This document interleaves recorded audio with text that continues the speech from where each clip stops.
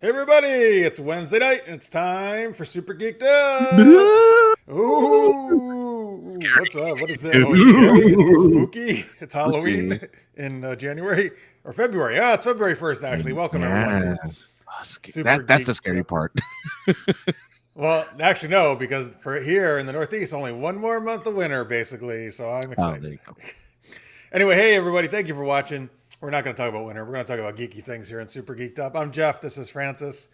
We're gonna to geeky topics, play fun geek themed improv games. If you've never seen us before, that's what we do on the show. A lot of times we have guests, but occasionally not. With just the two of us geeking out with you guys in the chat. Thank you so much to already listeners. May Chaz and Scorpio are in there. Thanks guys for being right in the beginning.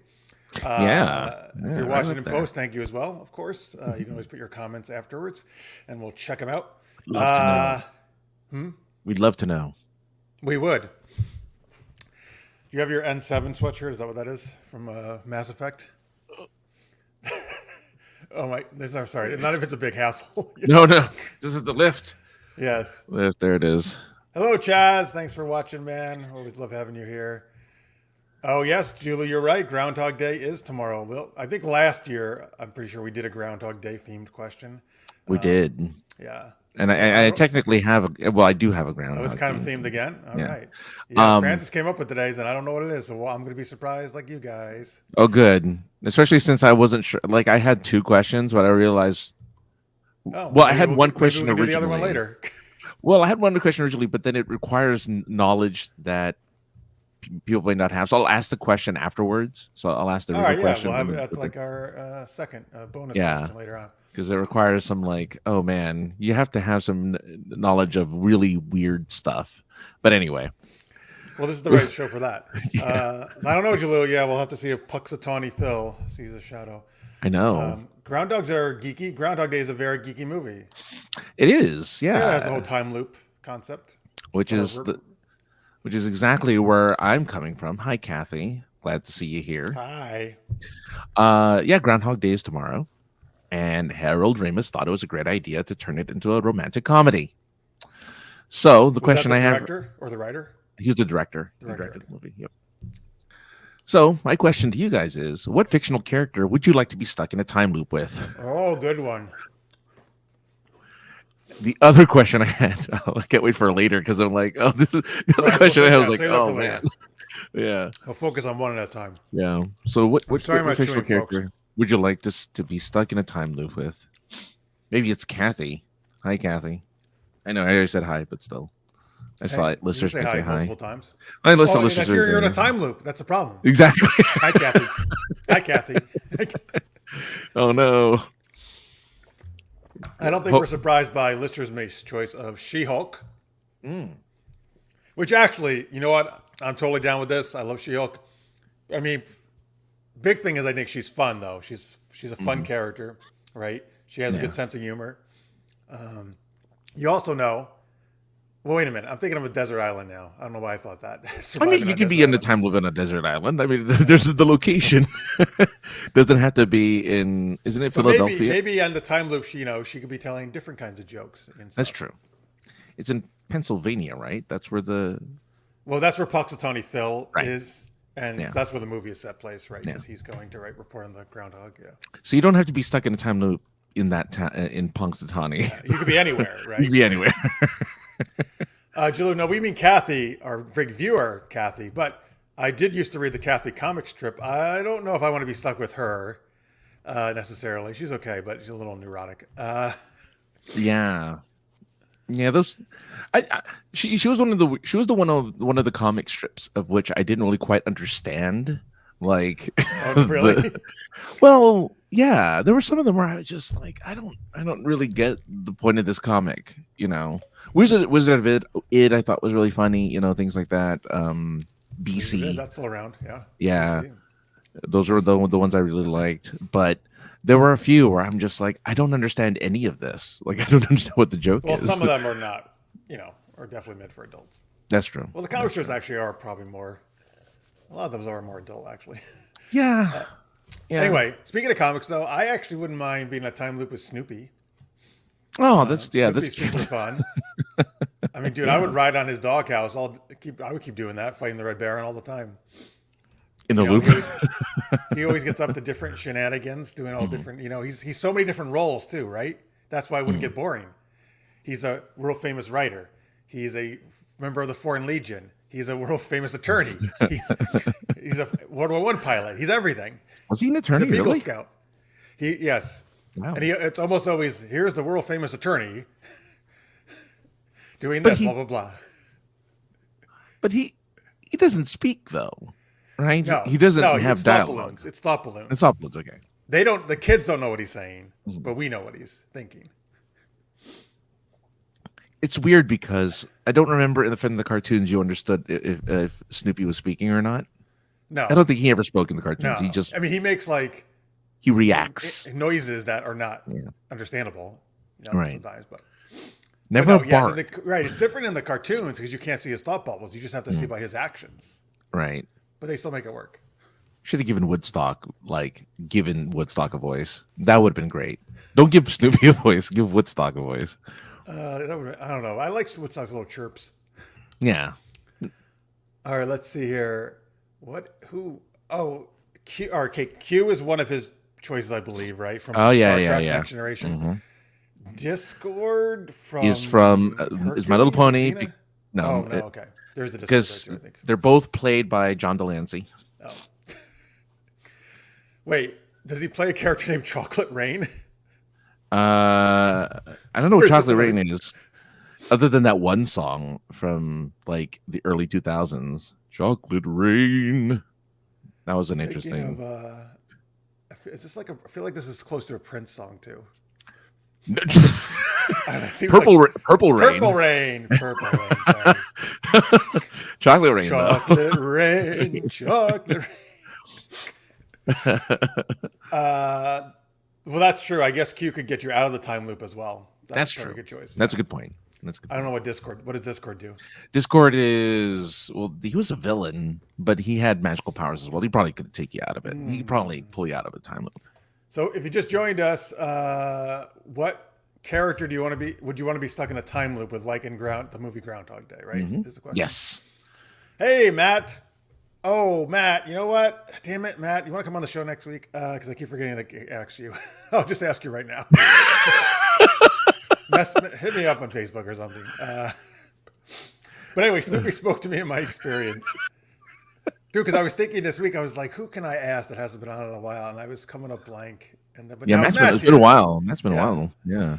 But I'm glad that's true, Matt. I love Snoopy. He's like him and Scooby-Doo. Actually, you know what? That's another one. I wouldn't mind being with Scooby and the gang. I mean, if we had to solve the same mystery, that could be good, though. Because maybe you don't figure everything out the first time. So then I keep going back until I figure it out. It has to be an apropos.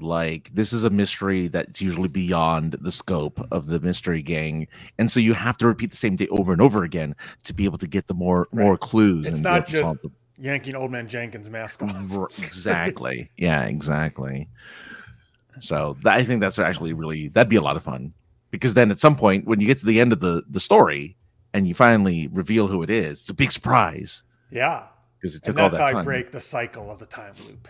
Exactly. Yeah. It's it was just like True Calling. Did you ever see that show, True Calling, with Eliza Dushku?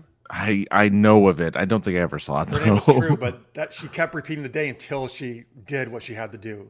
Save the person or whatever it was. That's a good. I like that. That's a good. It was a cool show. Too bad I think it only got 1.5 or so seasons. Oh no! Later on, or maybe it was only one, but later on, Jason Priestley came in as the evil time looper. Oh sure. Technically, calling. Snoopy, Lister's mate says, speaks in You're a Good Man, Charlie Brown. Really? Like actual English words? I never knew he actually spoke. Shaggy, you better have endless food in your time loop, otherwise starvation might set in due to Shaggy and Scooby-Doo's bottomless pit stomachs.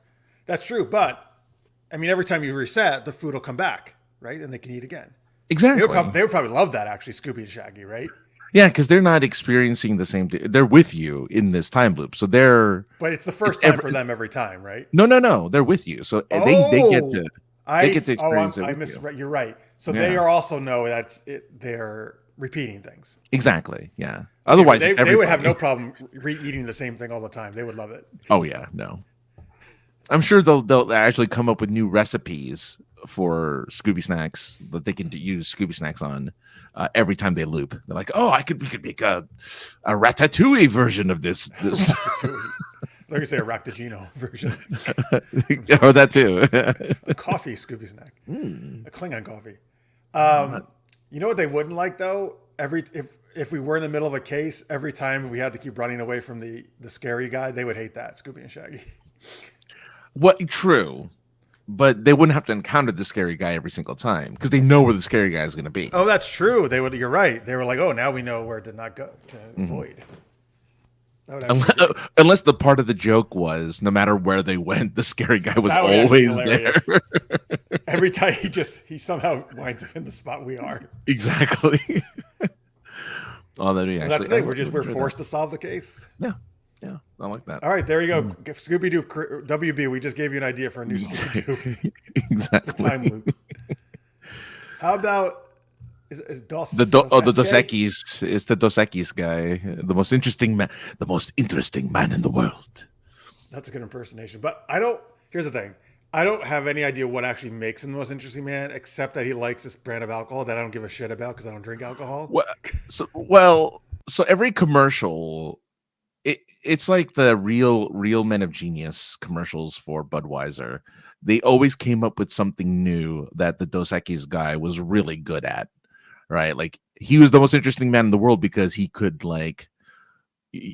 bullfight with a small red napkin, right, instead of a whole cape or whatever, or he could fall out of a plane with just an umbrella, stuff like that. Like that's what made him so interesting was he was able to do these amazing dumb things. Well, it's because stupid things that would actually get you killed.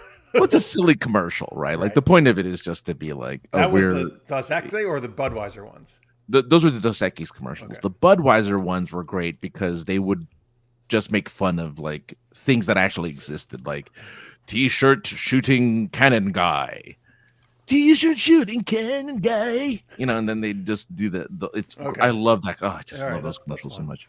Oh man. Anyway, sorry. No, it's fine. Listeners Mate's talking about the musical You're a Good Man, Charlie Brown. Oh, that's actually like real people playing them though, right? So that all right. So Snoopy sings in that. I don't want to see that then. I don't want to see Snoopy talk. Whoa. Listeners Mate, they'll tell me, do they do the dances in like real life, like that weird like sideways dance that they do in the cartoon? Or they just kind of shuffle? Right. Yeah. Listeners Mate, tell me more. But I feel like this musical more like of a kind of a darker look at it, or kind of like a satire of it, which I don't really want to see that of Peanuts either. I'm not sure it is. I don't think Sam Beckett is a great choice. He's a good guy and he knows how to handle unending time warps. No, that's true. I would even think like the Sliders guys would be, or sorry, Sliders guys would know. You did it. Yeah. You got to do it properly. Otherwise, don't do it at all if you can't do it properly. No, I mean, so they don't loop, but they do have experience either traveling through time or traveling to different dimensions. So that's a good, I think, but that'll help them out, I think. Yeah. Plus, you get the people. If you get the professor guy on your team the entire time, like Professor Arturo, yeah, he's the best part about that show, man. Yeah, well, have you seen the trailer yet for the new Indiana Jones movie where you see him for like 2 seconds in the trailer? No, I have not actually seen any trailers. I'm glad he's in it though. I love John Rhys Davies. I also love. Go ahead. No, go ahead. I'm gonna say, as the professor in Sliders, I loved how he always called people, "You blistering idiot." Like a blistering idiot. Blistering. You were gonna say something about Indiana Jones? Yeah, no. I'm hoping he's in it more than just that cameo. But sure he is. Yeah. Let's see here. Oh, you're right, Listeners Mate. I bet he did not, but Listeners Mate does. So he is a more interesting man than does. I almost had a ham radio license. I almost had a call sign. Because my dad was into that stuff, and he was like, "You should really get into this." I'm like, I don't know. I don't want. I don't want to CB radio things. Oh, all right. Yeah. Could be cool. Well, I was a kid. Julie said you could be like Leela and Fry in the finale of Futurama and spend eternity with your one true parent. Yeah. That's nice. And Yeah, also, that's a game we play on the show. Wait, was that the finale? That episode? Because I saw that episode. It's I not didn't just realize the that was finale; it's the final finale. Oh, Were there multiple finales? Well, because it got canceled a few times, I think, and got brought back. So yeah.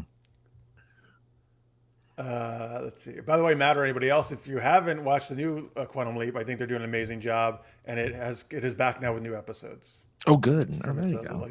Is Kung Fu still on? Yes, that is on. Because I went back to try to watch that, and it's coming back like early mid-February. Okay. So they've done like 7-8 episodes so far. Oh, okay. And then they're coming back with new ones in February. Those weird mid-winter breaks. Oh. Yeah, well, the first 2 seasons it didn't come on until April. It was just like a spring show. But this year they've started it in the fall. All right. So I'm hoping maybe they're going to be more episodes. They're probably going to be more episodes than other seasons because there's only 12 in the past seasons. That'd be nice. Yeah. I didn't know you watched it. Have you watched it? I've only seen a few episodes, but I wasn't sure if it was back on. Yeah. Yeah, it is. I still have to catch. Look, again, I'm far behind all TV. So, as I like to. That's what you could do in a time loop. Just watch all these TV shows. I would be so caught up. Oh man, can I be in a? You need to be in a time loop. I need to be in a time loop tomorrow so I can catch up on all the TV. But only if you don't age, I guess. Because by the time you come up with all the shows, I'd be like, Francis, you're so old if you actually age. Well, Bill Murray didn't age. I don't think. You don't. Right? He didn't, right? Yeah, because he it's did hard it. To tell because it was only what was it over a week or something or a month? No, according to the theory was 1,000 years or whatever. What? Because he learned. Well, he was stuck in 1,000 years. Yeah, because he learned a bunch of new skills. Way. Yeah, that's the theory. I mean, nobody knows if it's true. They don't actually in the movie. They never establish. You just know that there's a passage of time, but yeah, 1,000 years. That's crazy. That's the theory. I don't know for sure. Yeah, well, people have lots of weird theories. They're pretty kooky. Excuse me, Chaz wants to get stuck in a time loop with a box of dark, sweet, chewy brownies that repeat itself every day so I could eat whenever I felt like it, not gain weight. Oh, that's smart. That's true. That's really smart. That's so true. Oh my goodness. I love that answer. That's really so many adjectives: dark, sweet, chewy, gooey. Yeah. The one word I noticed he avoided was moist. So yes. To answer your question, and you're a good man, Charlie Brown, they do the charismatic church service dance like in the special. Oh, so the where their legs are the only thing moving and their heads are bobbing back and forth. Isn't that what you meant? Yeah, that's the one. Yeah, that's the one. Yeah. Love that dance. Oh, all right. They did time loop in Red Dwarf. Almost every sci-fi show does a time loop episode at some point. Well, yeah, Star Trek did a time loop episode, I'm pretty sure, right? Oh, well, they technically didn't, but it was sort of, I guess. Well, wait, was it Worf? Wasn't Worf was in one? Yeah. Oh, was Worf in one? Okay. Next Gen. So Matt is also behind on series like you, Francis. There you go. Still behind on Picard, Orville, Last of Us. Yeah. Hey, everyone's loving Last of Us. That I know for sure. So. Well, that's you don't have to. You can easily catch up on that though, right? Because there's only a few episodes out that just started. Yeah, and I only think it's like 6-7 episodes total, for the whole season. Okay. Yeah. Alan Rickman as the Metatron. I don't remember how I say this. Metatron. Oh, the Metatron. Yeah. Dogma. Mm-hmm. It's the voice of God. If you wanted to delve into the mysteries of existence, who else would be closest to the answers? That's true. Well, I just want Alan Rickman in all of his roles as even as Hans. I'll take him as Hans as well in the time loop. You know what? If that happens, though, I want him every day just to do. You're one of them. You're one of them. Because you always make fun of him for it. I love it. But you know, he would probably get really annoyed because every day we'd be like, "Oh, now do the Sheriff of Nottingham. Now be Hans Gruber. Now be Professor Snape." Oh, what would be kind of cool is every loop, it's like a roll of the dice. So he just turns into one of the other characters randomly based on the. And he's that way the whole loop. He's just that way the whole loop, and then the next loop he's just another character. That'd and be just fun. happens. Yeah, that'd be. I love it. Love Actually, guy. I was gonna say, yeah, he's the guy from Love Actually. What was he? The editor of a newspaper or magazine or something? Yeah, well, he was the one who bought jewelry for his assistant. He was his wife, almost cheating on his wife, but almost, yeah. That girl was she was flirting big time with him. Oh well. I mean, it's Alan Rickman. I would be flirting big time with him too. Oh, Doctor Who would be an interesting choice. Kathy says as the 24-hour. That would be the best. Personally, for me, it would be the best. Is that your choice as well? Because Doctor Who, yeah, because he would know, or she, or whatever, would know everything, right? Like, oh, I'm used to this. I've been around for 1,000 years. I've done this whole time loop thing. I'll do it again. He gives you that look that makes you just want to swoon, and you're like, oh doctor. Is that what you would do? I would do that. Doctor. Oh, doctor. I've got the vapors. I would. It doesn't matter which version. Doesn't matter if they look like an alien. I'd be like, oh, doctor. You're like, oh, just Baker, have the vapors. Tie me up with your scarf.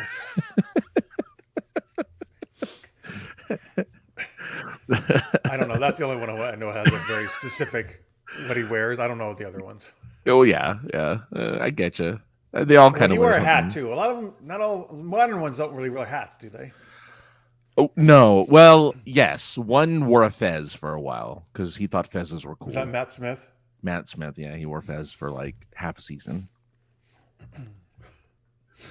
All right, so Doctor Who, that makes total sense. And I mean, Doctor Who is totally. Oh yeah. Has there been time loop episodes? Yes. Oh yeah. There must have been, right? Oh yeah. Staple of sci-fi is at least one time. Is this a Doctor Who episode? The Bozeman episode? The Bozeman, probably. I don't remember the title. Look, I don't know what titles of episodes, unfortunately. But he does say about Groundhog Day, the theory was a long time. You're not far off from the fan theory. Oh, cool. Yeah. I know it's like, it was supposed to be a really well, time. I don't agree with most fan theories. Because yeah. Inclusive of moist, you can have gooey and dry. That's what she said. What? I don't know. She said you can't have gooey and dry? Yeah, no. All right. I don't know. It's the first thing that came to my head. I'm thinking of a different one, but you're right. I actually just watched this recently. The time loop one where the Enterprise, let's just keep blowing up and they're trying to figure out. And at the end, Kelsey Grammer, a ship from like 100 years ago, comes through it. Oh, yeah. Yeah. And he's like, oh, can we render assistance? And do you need any psychological help? Damn it, Niles. Yeah. And then Picard's like, oh, Captain, we better talk. Yeah. The thing is, what's so ridiculous, though, is when I just watched that episode again, it makes Kelsey Grammer and his crew look like they're total buffoons. Because the Enterprise was stuck. They actually said it. I think it was about a month or so. Okay. Around that. Mm-hmm. They were stuck for like 100 years. So right. The Enterprise figured it out. But here's the reason. I think, which actually makes sense, because they had Data. Data is actually the one who did it. Yeah. If you don't have someone that smart, and plus their computer wasn't as sophisticated, being 100 years older. So there's no way to do probably the kind of whatever. I feel like Spock would have been able to figure it out though too. Were there no Vulcans on his ship? Maybe not. Yeah. Maybe not as good as Spock, I guess. Well, here's the thing. Yeah. They all knew something was going on, but it was Data who was able to figure out the clues they left. Because they were trying to leave clues for themselves to do something different the next time in the time loop. But yes, that was a really good episode. Thanks, listeners, mate. Oh, the USS Bozeman. That's what he was talking about, Matt. The time loop Star Trek episode. There you go. Good call. Good remembering that name. Oh, wow. Native to the town of Bozeman, Montana, where the Phoenix launched from and achieved Warp 1 in 2063 in the Star Trek. Oh, a la First Contact. Okay. Zephram. No. Right? Cochrane, yeah. Zephram Cochrane. Or, yes. Cochrane. He's like, that's what he said when he's first met the Vulcans. Would you like to see my cock rammed? And they're like, we're leaving. It was all that whiskey. I mean, come on now. It wasn't any synthahol like they're used to. Yeah. I mean, come on, but wouldn't you want a beautiful Vulcan lady? Wouldn't? Yeah, I mean, sure. I'll take the poll. Let's go. All right, I'll take T'Pring. That's the new Stranger World Spock. Oh, Or I like. Spock's mate, not wife yet. They're all Or something. never Yeah. actually. Tavok. Yeah, but no apostrophe on his. No, That's interesting. Is that just for females that they get the apostrophe? that's true. Because And Spock. are they also, all to something females? I don't know enough Vulcan females. I don't know either. Tell us in the chat. But Francis and I are apparently going on a double date with T'Pol and T'Pring. Oh man, You just want to take a sonic shower with her. that's all. Yeah. You're like, oh, T'Pol, we got so dirty. We've been in this time loop. We've been in this time loop for a while, Paul. Oh, that's what you want to do the time. We'll just keep taking showers. Every time we just get dirty. I don't understand. So dirty. So. What? There's no reason why I keep a handful of dirt in my pocket, Paul. Don't worry about it. Wait. Oh, Savik. But Savik's a dude, isn't he? Is this Spock's father? Yeah, Savik is the dad. Yeah. So we want to know: are there any females that don't have the T apostrophe name Vulcans that we know of that are canon in Star Trek? As this episode rushes forward and becomes what it always becomes, a Star Trek webcast. Well, yeah. One of these days, it'll just be Super Star Trek Up. Oh, that's a good name. Super Star Trek Up. He didn't get deja vu. All right. Because the others, they felt like they were repeating it. But he was, yes. Oh, my God. He's calling him a tool. That's not nice, Matt. You tool. He is a tool. Oh no, Savik was the lieutenant. Thank you. Okay, Matt. Sorry, Matt. Oh, played by Christy Alley. Christy Alley, yeah. Christy Alley, who passed away recently, right? Unfortunately. Oh, right. Sorry, yeah. Matt. We're very slow on catching your Star Trek references, Bozeman. I know. Obviously, we can't call ourselves fans. We're not catching on today. Yeah. I like it's the Wrath of Cobb. It was the Wrath of Corn on the Cob. My favorite, actually. I love corn on the Cob. You're stuck in my teeth. Oh, if Kirk ever needed to be pissed about something, it'd be that. Who is Spock's father then? Sarek? Is it Sarek? Sarek. I think it's Sarek. These names are really T'Pring, T'Pol. They're very similar. Well, yeah. Well, it's the John and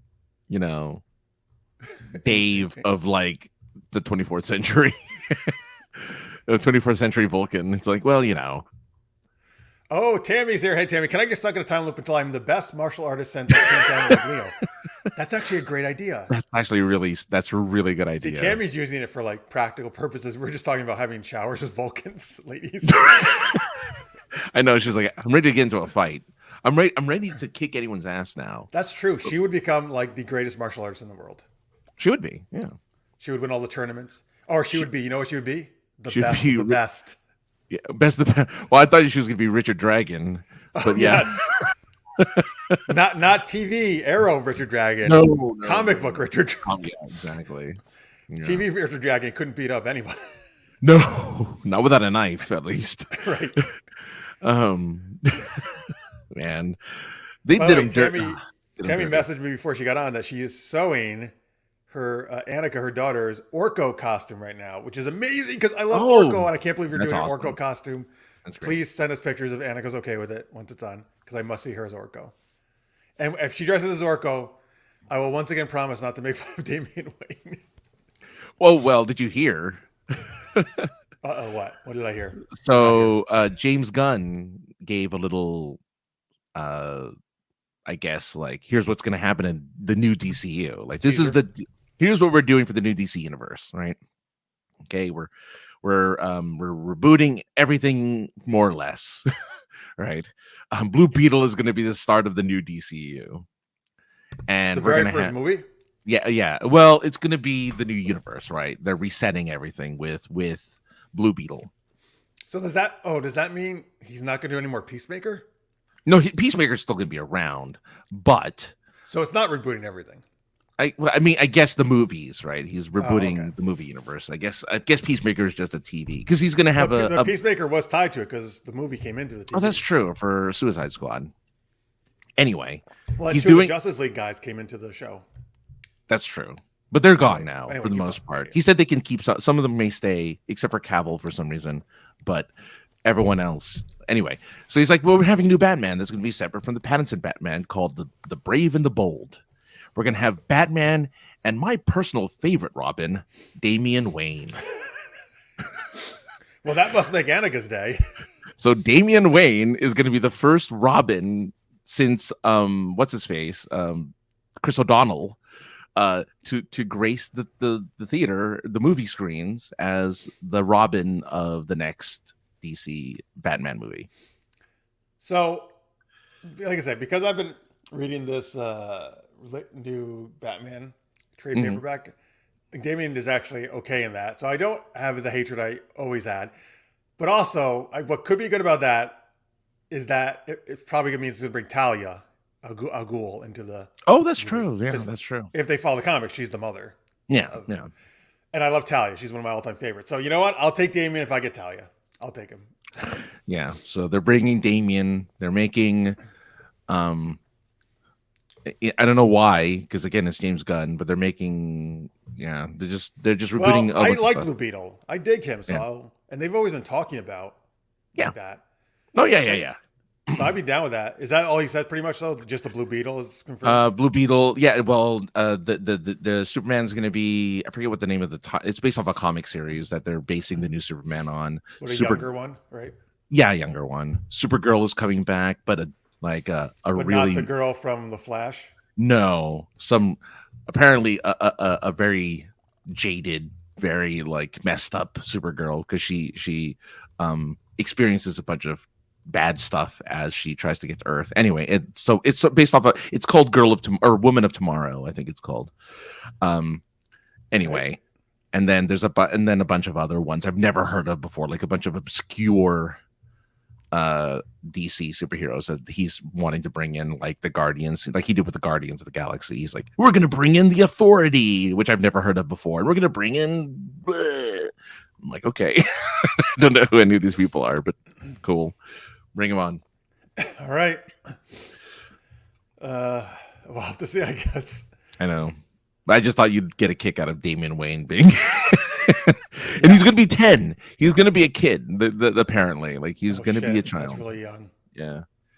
So. Uh-oh. I don't know. We'll have to see how annoying they make And he's going to be a real son of a bitch, according to him. So. According to Gunn? According to Gunn, yeah. Oh, no. Okay, yeah. I'm going to hate him. They're going to make him an asshole, Damian. Anyway, what does everyone else have to say? See, I don't know if I buy that Batman and Talia, either one of those people would allow their son to be a fucking asshole and get rid of that shit. Yeah. Well, his argument is that he's going to discover he has a son because his son has been too busy training with the League of Assassins. So he gains that kind of personality because he's been at the League for so long, for his 10 years of life. So we'll see what happens, but it'll be interesting. Yeah, but I don't know. The League of Assassins, I feel you should be... Okay, if you're killing people, you obviously could say that's bad. That's not good, of course. But, yeah, that's not good. But I feel like the League are supposed to be like they follow Ra's or Talia, whoever's in charge, right? Yeah. The demon's head. Like they should be trained and like follow things, not like petulant little whiners, right? That doesn't make sense to me. Like, how do you become a League of Assassins if you're if you don't learn to follow orders? You might not be a whiner. The slug line for this article is why Batman's new Robin is a murderous SOB in The Brave and the Bold, which is so he just loves killing people. That's maybe worse. He just loves killing people, which is that's much worse actually. Yeah. Oh, by the way, so back to Blue Beetle, aka Slug Bug Blue. Like is that a nickname for him? Well, I guess so, because Beetle, because there's the slug bug, right? Every time you see a Volkswagen Beetle, you have to hit. Is that slug where you would punch your friend or something? Yeah, you punch your friend every time you see a bug. So slug bug blue. Slap, like you have to slap someone, or is this an acronym for the new James Gunn movie? Oh, I don't know about slap, but so it's like the Authority. Slap. Society of Lesbian aardvarks protecting Earth. That'd be Sleep. I know. I had to throw the extra letter in. Society of Leslie Aardvark Protectors. How about Protectors, that? yeah, Protectors, yeah. Okay. Tammy's going to C2E2, and that's why they're making the Orko costume, I guess. Oh, Tammy, what are you going to go as? That's early. I thought C2E2 was the middle of the year, but that's great. Yeah, I think that's what C2E2 she is. Yeah. Certain baby names probably go through popularity in Vulcan, the same as on Earth. So T something is just on top now.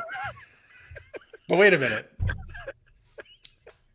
Okay, what? So T'Pol is about 100 years or so before T'Pring, though, right? Because Archer is about a century before Kirk. Yes. Oh, 80 years, I think, right? Okay. Isn't it 80? Yeah.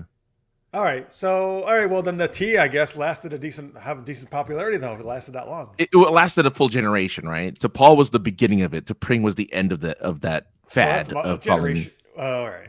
Yeah. 80 is a generation, yeah.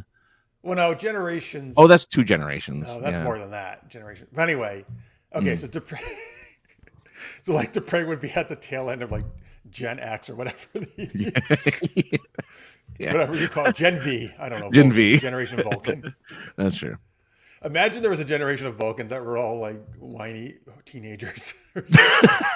Well, that's I don't want to be logical, Dad. Well, that's their what's that phase they go through when they're horny and everything, and they're really irrational. Yeah, or that's when they're really horny and they want to have sex. You mean? Yeah, but they're also really irrational and they're very emotional. Yeah. That's just a certain time, though, right? Like a small time. Spock went through it. Yes. Yeah. Well, Marks. Hey, Marks. What has a choice? I'm not sure what we're talking about. Well, thanks, Marks. Why don't they do a multiverse DC rip where all the Superman actors cross over, being awful in such a great way? They did a little bit in the Crisis on Infinite Earths where Brandon Routh got to play Superman, and Tyler Hoechlin. The Kingdom Comes Superman too, which is great. So. Yes, that's right. Back to we're talking. By the way, we're still actually on this topic, I guess. I guess we were talking about what character you would want to be in a time loop, stuck in a time loop with, like Groundhog Day. And he mentions Eureka, listener's mate, reference a time loop. Jack Carter and his daughter passed themselves on a road when they first came to Eureka. Oh, that's cool. Oh, there you go. Yeah, Eureka was a great show. I remember seeing some of it. Again. By the way, never seen everything. Petulant Little Whiners is a show that's on the CW. The spin-off of Pretty Little Liars. That's great. It's replacing It's replacing Riverdale. It's going to be Petulant Little Whiners. That's oh my god, Matt. This is the comment of the day. Petulant Little Whiners. I could totally see that being a CW show. That'd be really funny. Oh, you're opening your Mandalorian advent calendar? Sweet. Mandalorian. Wait, that's advent calendar. Well. Yeah, wait a minute. Advent calendar is for the holidays. Wait a minute. Is that for holidays or is that for Easter? That's for Christmas, not Easter, right? Christmas, yeah. There's no calendar for Easter. Maybe, well, I know he had a chocolate advent one because he would get a chocolate every day. He posted. Maybe this is an extra one he had and he's just doing it now. I mean, look, there's 24 days in every month. Why not? So might as well. Yes.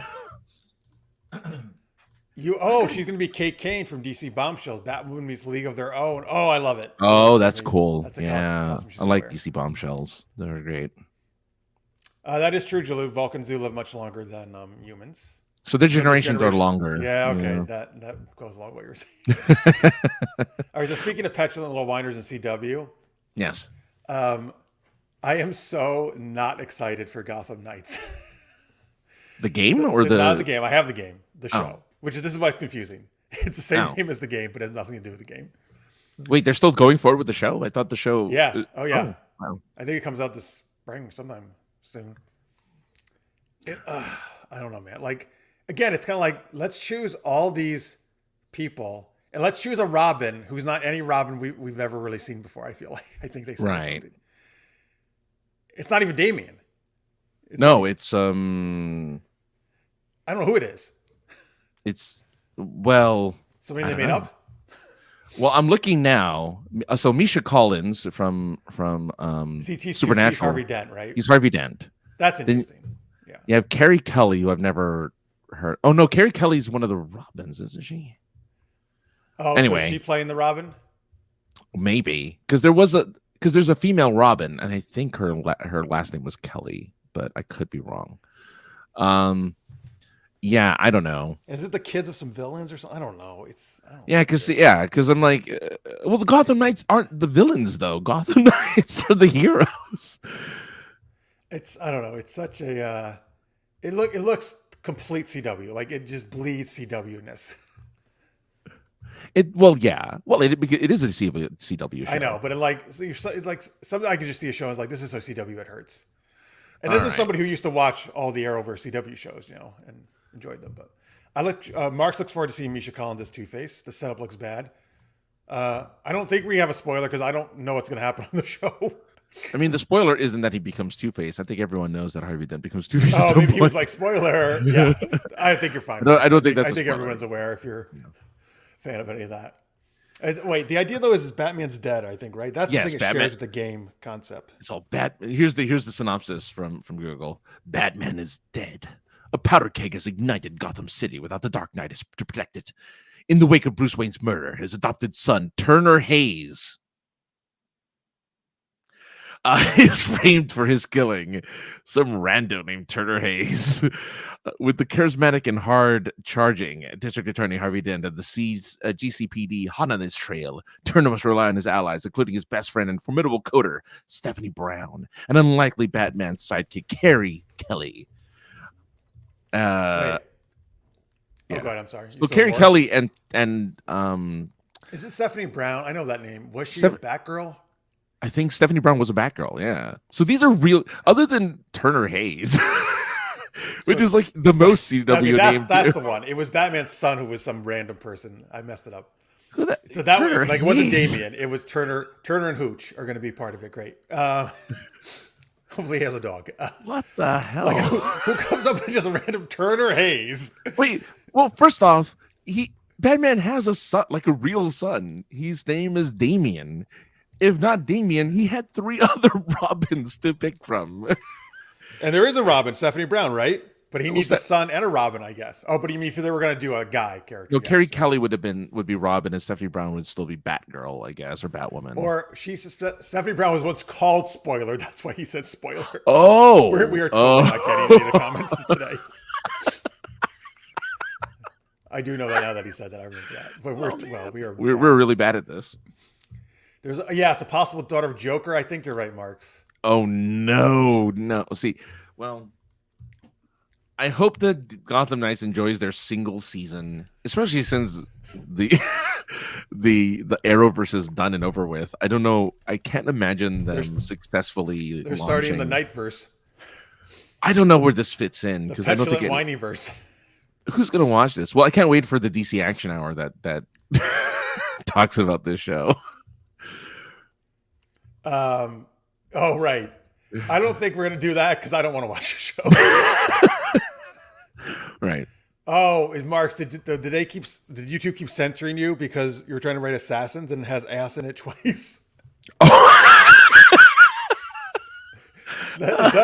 never noticed that. Ass ins. Put your ass ins, everybody. Wow. I don't think I have power to hang on. Yes, here it is. Assassins does have the word ass in it. It was his first one. Actually has it twice. Not sure why he didn't see my first line. Yes, it kept censored him twice. Wow. I'm sorry, Marks. I had to go look at the actual YouTube. That's so funny. I approved them, but That's so really stupid. Funny. Oh man. Oh my God, YouTube is so ridiculous. Well, I think you could fix that though. I don't know. Well, they've been very.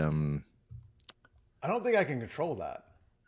Yeah, they've been very litigious lately, so I don't know. Oh, litigious, good word. Yeah. Would Joker's daughter be named Witty? That'd be funny. Hey, Witty. Yeah. It's Chuckles, my daughter. Hello, Chuckles. That's what he would do. Yes, Chuckles.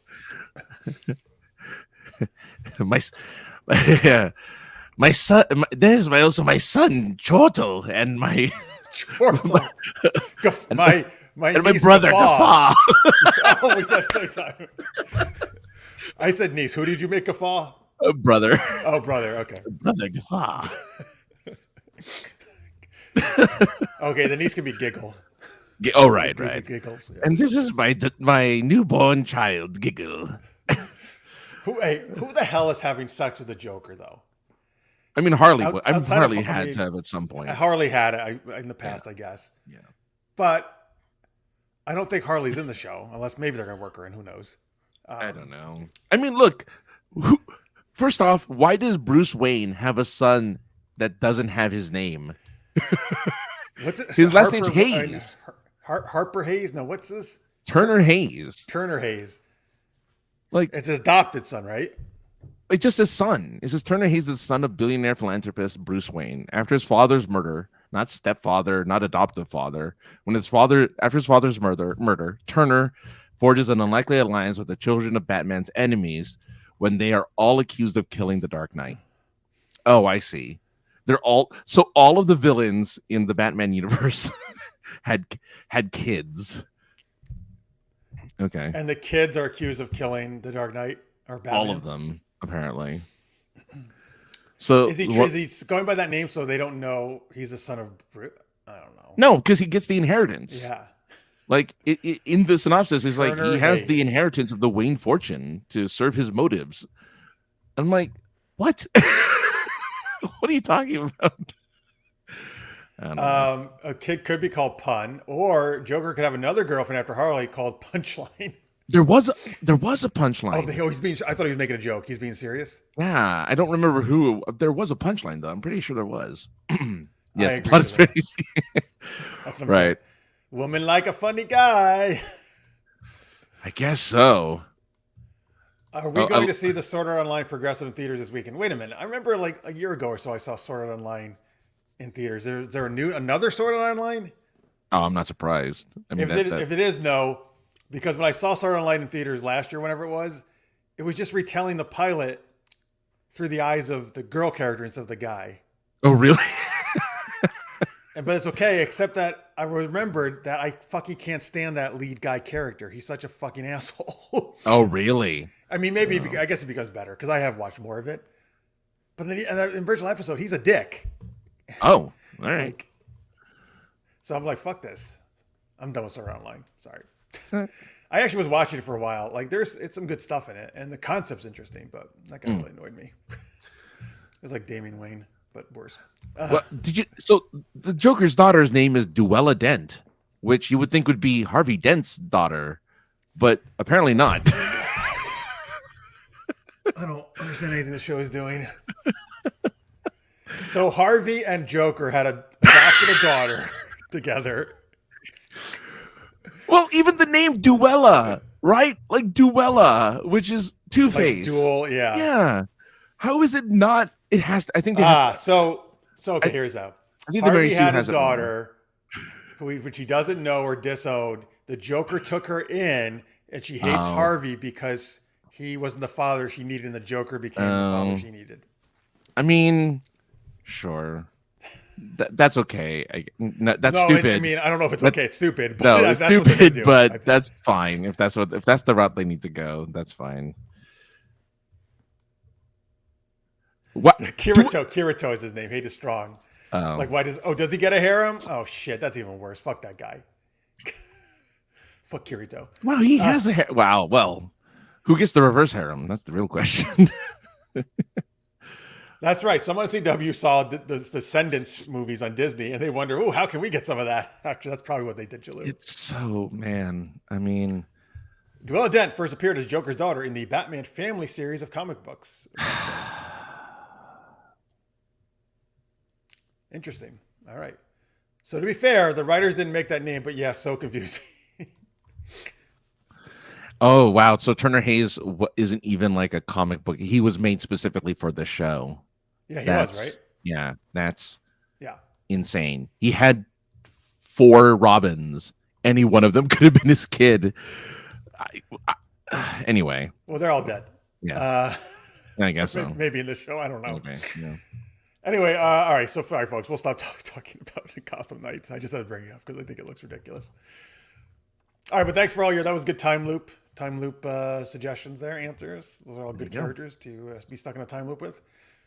I don't want to be stuck in a time loop watching Gotham Knights. I can tell you that. No, especially since it's going to be the single episode. Oh, you think it's gonna be canceled after one episode? Oh, are you? No, you loop the same day, so it's always going to be that one Oh, episode. but Yeah. well, it depends. If the whole thing was out on Oh, streaming, yeah. you could then you have to stream the whole season. Oh no, that's even worse. Oh, that's even worse. That's no way. No. She also had the aliases Cat Girl, Scarecrow. Oh, good God. Riddler's daughter, Penguin's daughter, Card Queen, and Harlequin.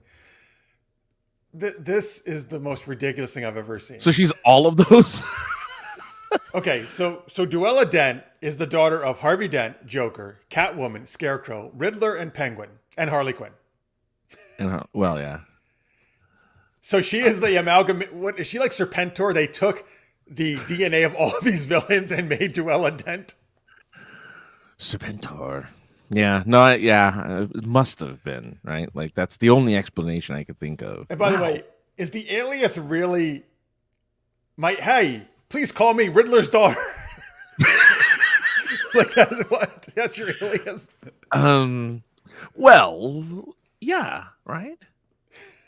Because So now I'm going to start calling Batman Damien's daddy. Hey, Damien's daddy. That's your alias. I mean, I bet he likes that. Who's your daddy? He's like, wait, that's what I want Catwoman to say. So it's Cat Mama, Bat Daddy. Cat Mama, Bad Daddy. Oh, man. Well, they had Huntress in Earth 2. They Huntress together, those two. That's true. Again, established characters they could use as the children of these instead of making some random Duella Dent be everything.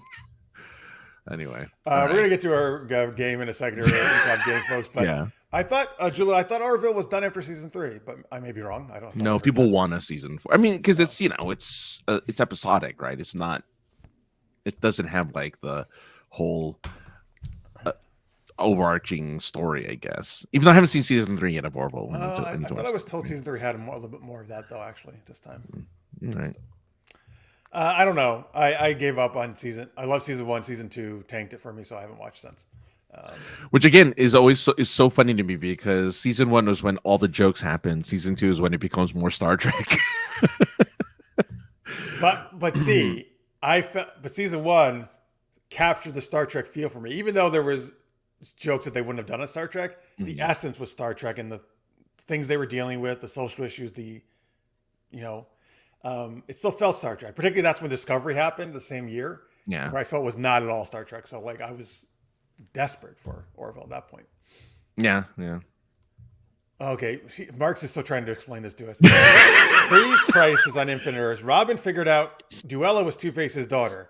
So that makes sense at least. Post-Crisis, it was revealed that she's the daughter of the Jokester, or 3 Joker, I guess, and 3-Face Evelyn Dent. Oh, good God. Oh, I need to see what 3-Face looks like. Oh, my God. So it's a Dent from another. Okay. 3-Face. Like, does she actually have 3 faces? Oh, she does. Yeah. It's like the Irish or Mexican flag. It's just orange, white, and green.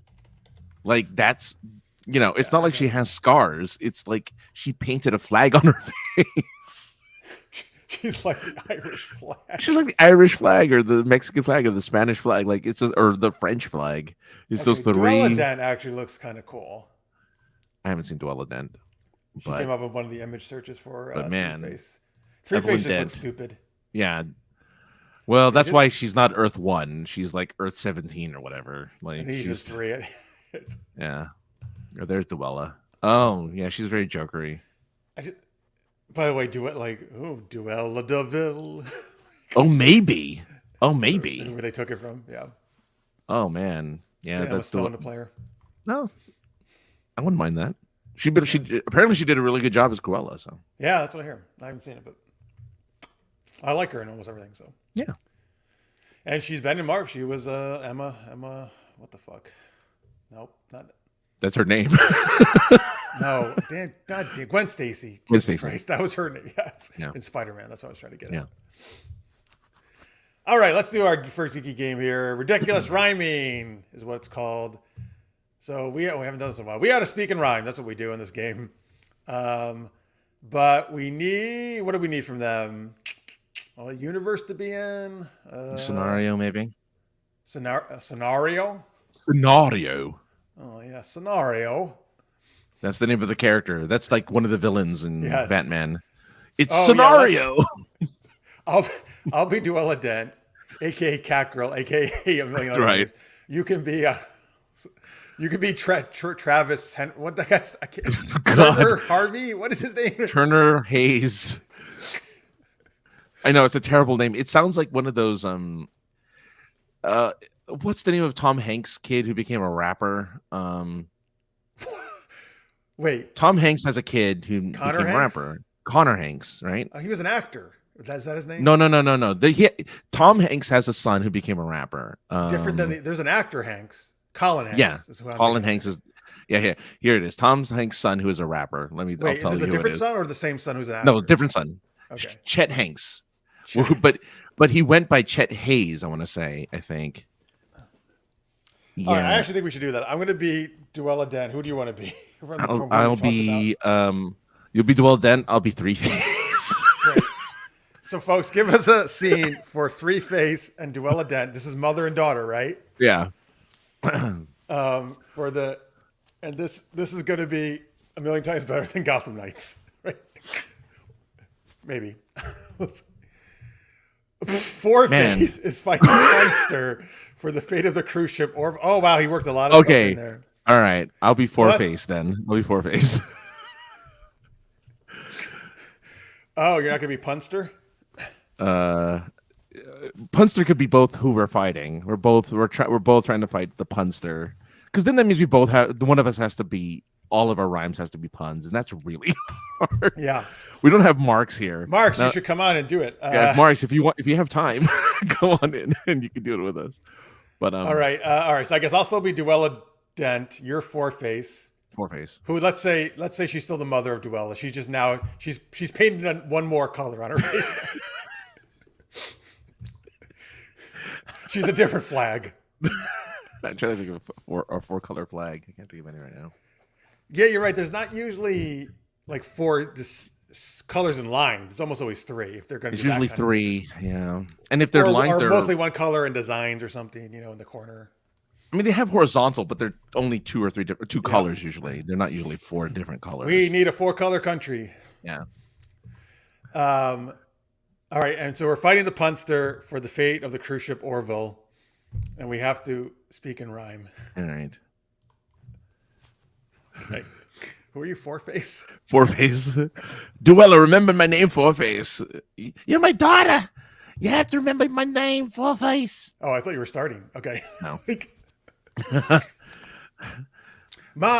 Oh, hey, Mom. Wait, why do you have an additional color on your face? Did you get sprayed with mace?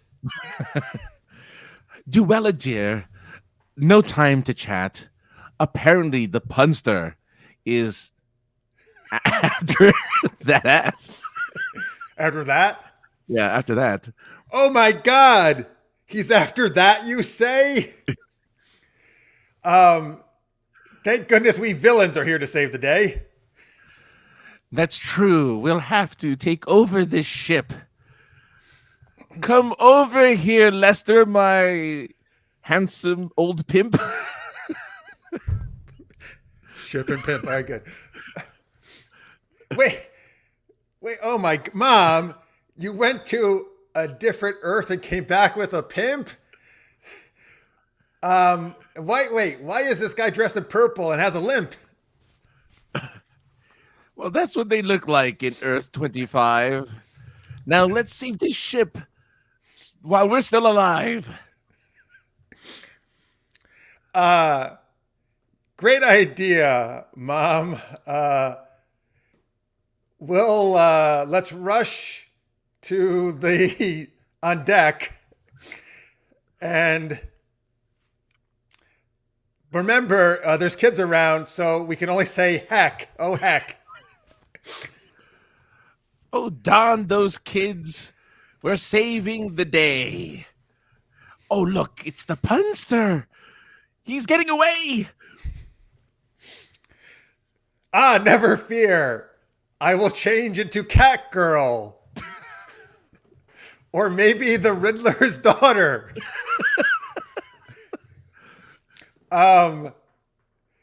Anyway, let's throw him overboard into water.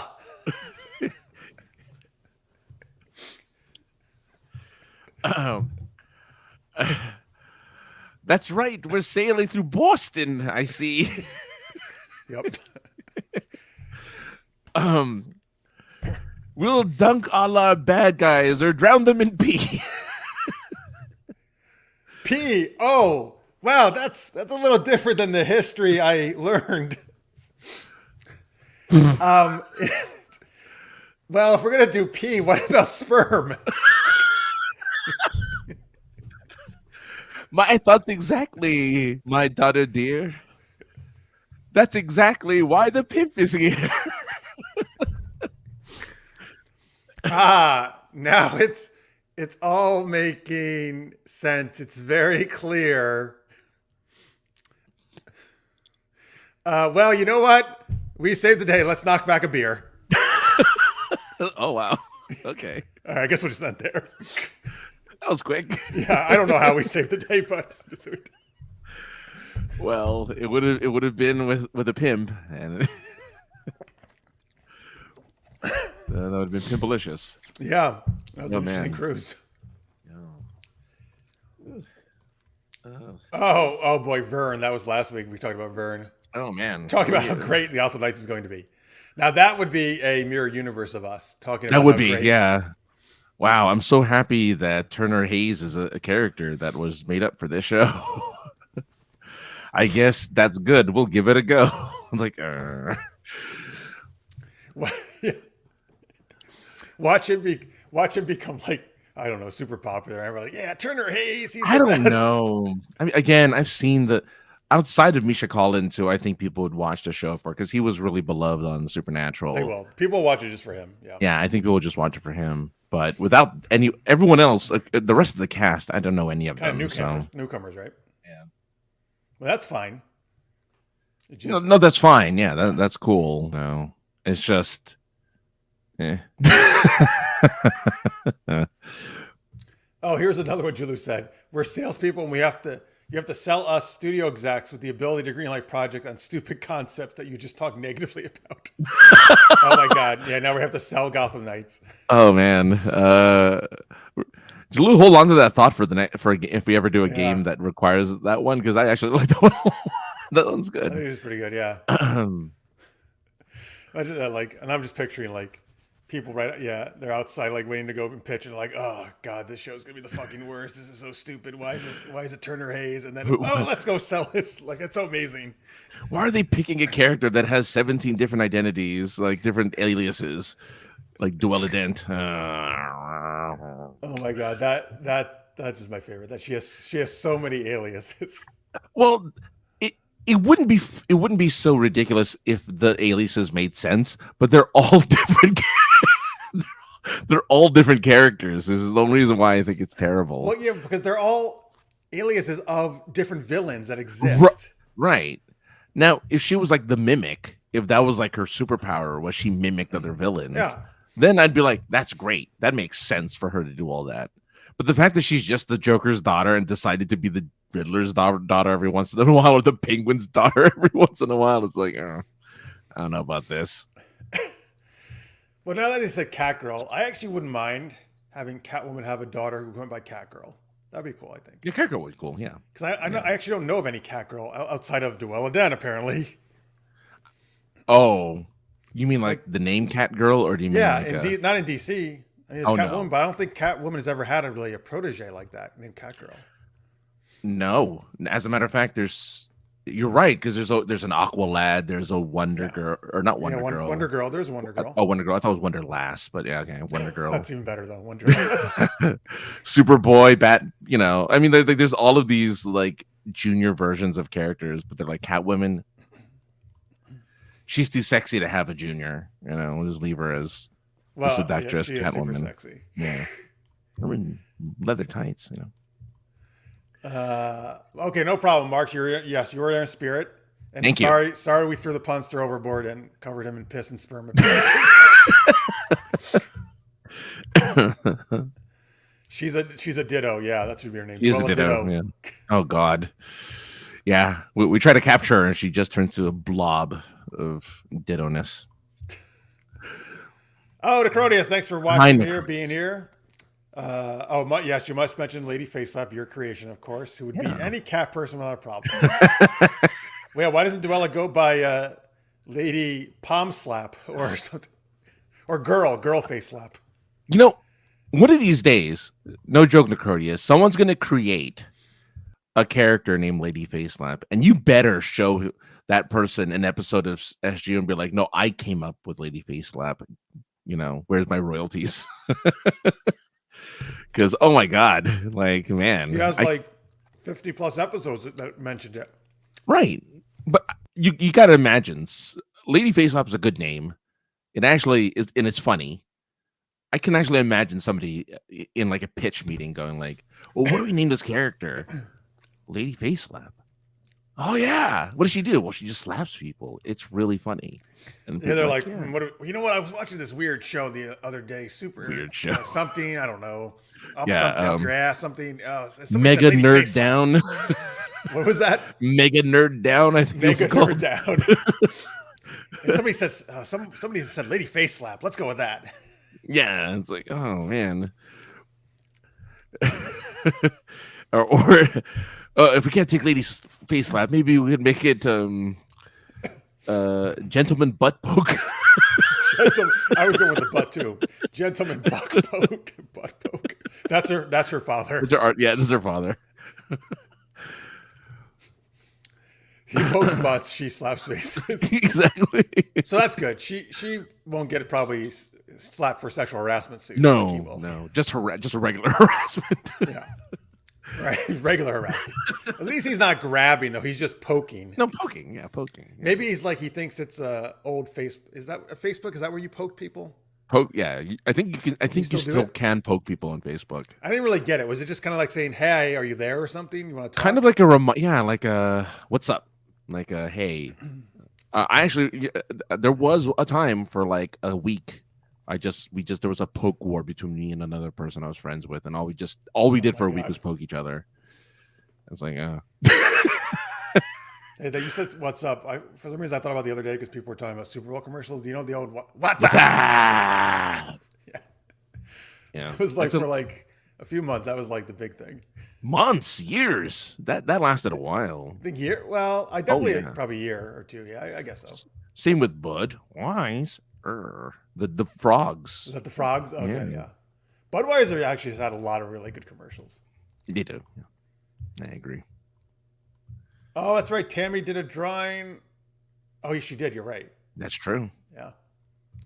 The toilet paper pirate, Admiral Accent. Yeah, he came up with those two. But Lady Face, you got to do Lady Face. Yeah. She's OG.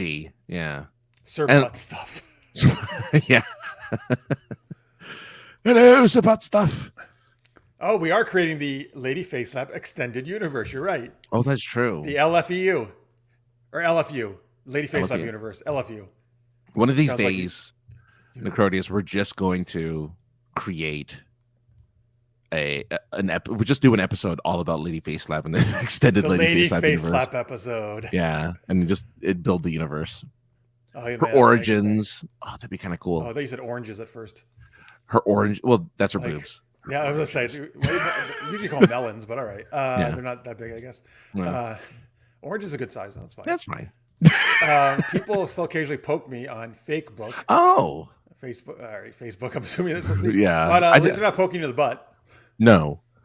I didn't even know. I didn't know you could still poke people. That's actually pretty impressive. I didn't know you could still poke people. That's fun. All right, well, make it so. We will make, yes. We'll work on the Lady Facelap special. Thank you, Captain. Yes. And we'll adjust our uniforms there. The Picard maneuver. Yeah, the Picard maneuver. Oh, until I pull out the plug into my headphones. Hold on a second. There we go. All right. Hey, well, so what was your other question you came up with that you think maybe people may not know what you're talking about? All right. So my original question was about how Groundhog Day was turned into a movie. And my original question was going to be, what other fun, silly holiday do you think should be turned into a romantic comedy or horror movie? For instance, tomorrow, February 2nd is also Play Your Ukulele Day. So like, but I'm like, that requires a knowledge of the day, those like weird days of the week, which is why I last avoided year the we kind of question. did something like, oh, I think it was maybe what other animal or something. But yeah, so you're saying what other like actual day of the year should be made into a movie? Right, because every Like day a weird is day, like right, yeah. yeah, because every day is a weird day, right? Like, Yes. yeah, there's a There's donut like day, everything. as Marx is pointing out. Yeah, donut day. There's chocolate chip cookie day. Yeah. So you want to see Donut Day as a romantic comedy? That sounds actually like a romantic comedy title, All right. or All right. just a comedy. Period. Right. Let's do quickly brainstorm this one. Okay, so the protagonist is the woman in question is, or the love interest, I guess, is a donut shop, is a small business donut shop owner, and corporate Winchell's or Krispy Kreme is trying to take over the area and wants to remove that donut shop from existence. But as a result, the two of them fall in love, and instead he gives up his nasty ways and just invests in the small local donut shop. And the climactic scene is where he sticks in her donut, and she says, and he's like, "Oh, your hole is so tight." But then, we just hear this, and then it reveals they're talking about donuts, not. They're talking about donuts. Yeah, exactly. It's like, oh my god. He's like, "Oh wow, your holes are much tighter than ours at Krispy Kreme." We're really loose there. Our holes are usually voluminous. They're so wide. They're so wide. All right, what else do we have here? Oh wow, people have. Oh good, I'm glad people can answer this question. All right, cool. Let's see. Instant Hallmark movie winner, yeah. Instant. Vulture Appreciation Day. Okay. So the twist Michael is Keaton will star in it. Thank you. You're around the same plane of existence here for this. Yeah. So it's Michael Keaton who. Oh, so we're making a movie out of all these. Great. Okay. Yeah. It's super quick. The tagline is Michael Keaton in the process of finding equipment for the vulture suit, finds a woman who loves vultures and they fall in love, and that's it. Well, I realize I can't make it too long, otherwise we're going to be here forever every day that comes up. Talk like a pirate day. Huzzah! Huzzah! That's just Renaissance fair. That's just two people who meet at a Renaissance fair. Well, actually, that would be fun. I don't think I've ever seen that in a romantic comedy. People meeting at a Renaissance fair. No. As a matter of fact, I don't know too many movies that have a Renaissance fair in it, except for Peacemaker. No, it was a Peacemaker that had the Renaissance fair, or the what movie or what? Oh no, Hawkeye had the LARPing group. Yeah, so I didn't get that far. I saw the musical. I didn't see the LARPing group. That's cool. He's a part of a LARPing group, but I guess it's kind of Renaissance. Who Hawkeye is? Yeah, he actually participates for like a scene, and it's really funny because he just kills everybody because he's Hawkeye. Right. All right. Yeah, that Talk Like a Pirate Day, absolutely. Totally make that into a movie. International Pie Day, a slapstick. So he wants like pies being thrown in people's faces, I guess. But I agree. It should be made about like a bakery and making pies, right? Mm-hmm. Yes. But also, okay, wait. One of them is a big math geek. The other's a baker. Right there. Right there. Jeff, right there. You're on it. Go ahead. Keep going. Keep going. Actually, no, I'm going to make her the math geek and him the baker. Maybe switch off what you might expect. Yeah. And she uses her amazing calculations to help him make the pies with the perfect radius. Oh, okay. And helps him measure the exact ingredients to win the competition. His family's been trying to win in the local town for decades. There you go. Instant holiday classic right there. Yes. I love it. Let's see here. Oh, National Spaghetti Day. Make it Lady and the Tramp themed. Oh yeah. So okay, National Spaghetti Day. Yeah, it's just it's a It's a bunch of Italians with Jeff's accent who come together Mamma mia! for a spaghetti eating contest. And two particular contestants who, when they first meet, hate each other, but when their lips finally meet during the spaghetti eating contest, because of course, Lady and the Tramp style, they fall in love. That's very nice. I like that. Yeah. Oh, there's so many. I know. That's National Accordion Day. Weird Al could perform Oh, he could. Yes. Accordion competition. Obviously, it's two people who are trying to compete for the top spot until one learns a valuable lesson about life and love. And as a result, because they were ultimately cheating, but they didn't realize it, or they did realize they were cheating, but that's the reason why they had to drop off of the race. And so the love interest gets to win. The accordion competition? At the accordion competition, yep. All right. They're cheating because they had like NOS in their accordion, so it made it NOS? Like the nitrous. Oh, God. So you get to see scenes like in Fast and the Furious where they press the button and all of a sudden his accordion's going super fast back and forth. Right. So, yeah. And then one of them says, "Oh, you can squeeze me anytime, baby." Yeah. I like that I like that these have to have some type of innuendo. I appreciate that. Okay, is this a real day? National Work Naked Day? I wouldn't be surprised if that was the case. I had a list a second ago. I can't remember where I put the list. Okay. National Work Naked Day. All right. Oh, so is there really a National Work Naked Day? I'm going to just say there is. So let's make a movie out of it. That's amazing. If there is, though, tell us, Mark, if there really is. So I'm trying to think how this would work. I want to say something about like. There is. There is the off. What is it? It's Friday. Friday is National Work Friday? Naked Day. Yeah, this Friday. Yeah. So that's what is that? February 3rd. 3rd? Yep. Oh, 2 days from now. Yeah. Wow. That's not a good idea in the winter, but all right. No. Okay, actually, yes. Well, if it's a porno, it would work because everybody's. That's true. Hard. Well, the girls are hard. The guys not good for them. No. But I imagine this like comedic workplace a la Austin Powers almost, where all these like plants or other things keep covering up the areas, right? As you have all these different scenes of the naked people. I don't know how else it would work from there, but. Well, but that's the whole thing. Like nobody else seems to care the fact that everyone's naked, right? And the situation, the comedy is that so many things that are kind of like you wouldn't do naked, like pour hot coffee into a mug, or like all of these things that are like freaking you out. So you're kind of tense the whole time, right? Because and then like UPS comes and they're clothed because like this is the only office that works naked, right? Yeah, but they think it's normal, so they don't. But even though the people who come deliver things like give them weird looks, they don't like react to it. They're just totally normal for them to be naked. And then when they go to the local Starbucks for some coffee, they're still naked. But again, they don't seem to notice. And the protagonist meets a non-naked person. A never nude. Convinces them that the nudist lifestyle is the way to go to free all your troubles. All right, there you go. Stamp it. I like that one. Stamp it. Wisconsin State Cow Chip Throw and Festival. People compete throwing cow pies.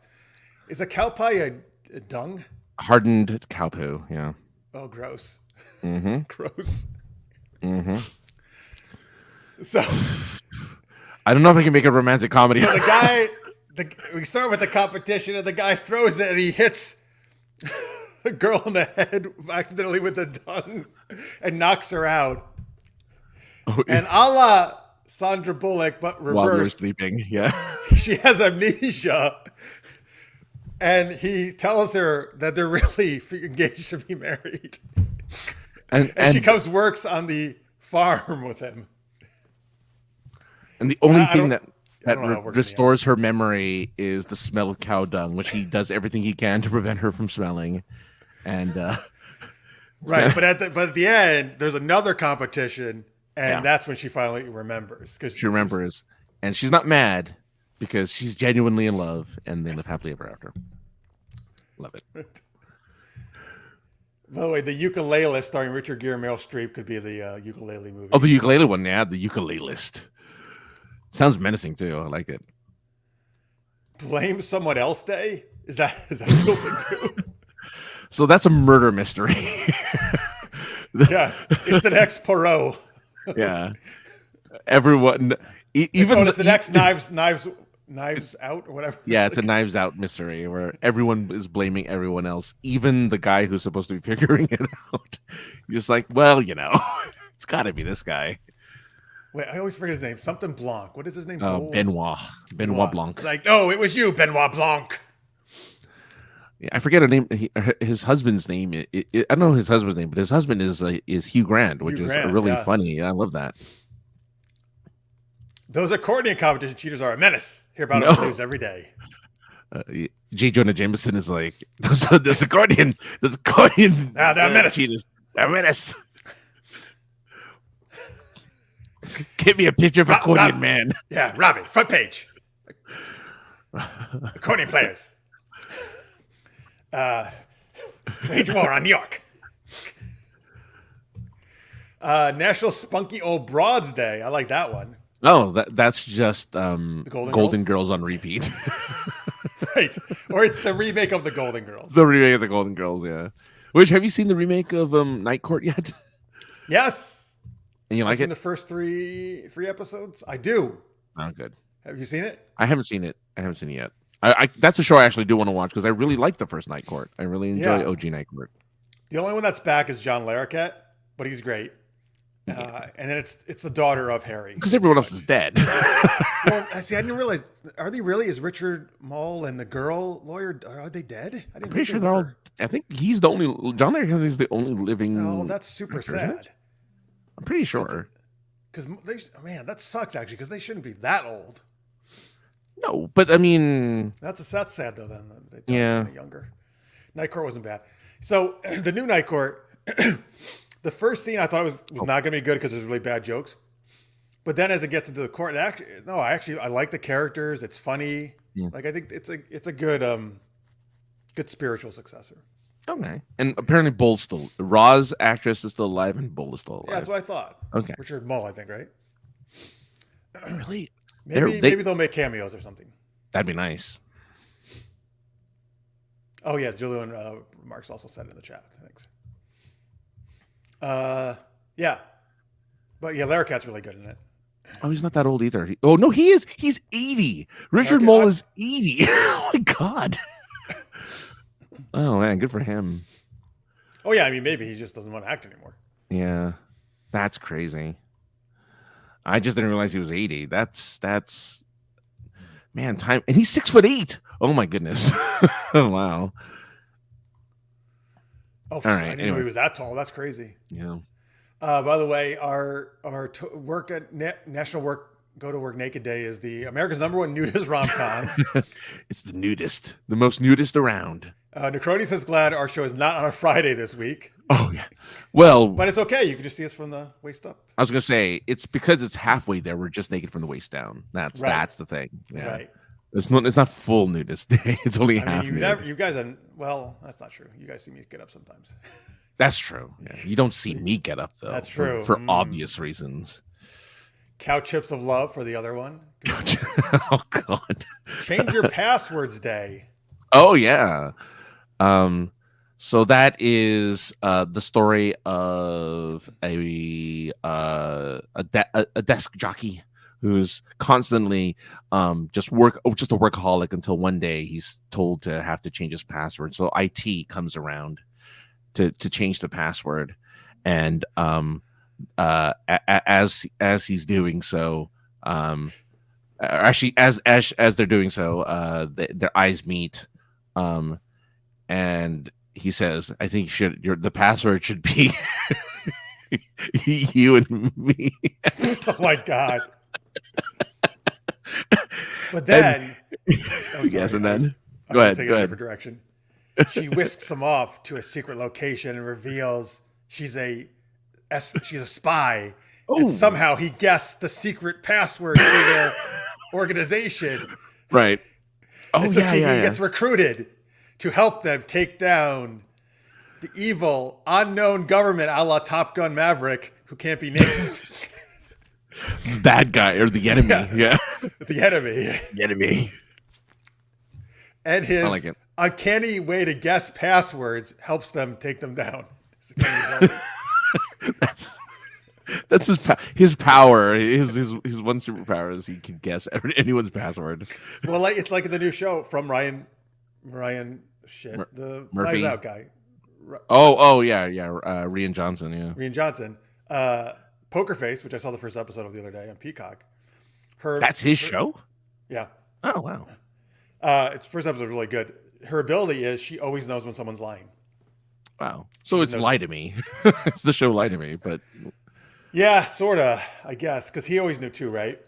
Yeah, like, he did the I feel like he knew how to read things. She Yeah. doesn't read anything. She just has an internal bullshit. She just knows. Oh, it's like Domino. She's just lucky all the time. And this person's her But power it's is only with knowing, lying. yeah, she just knows. Oh, you're lying, obviously.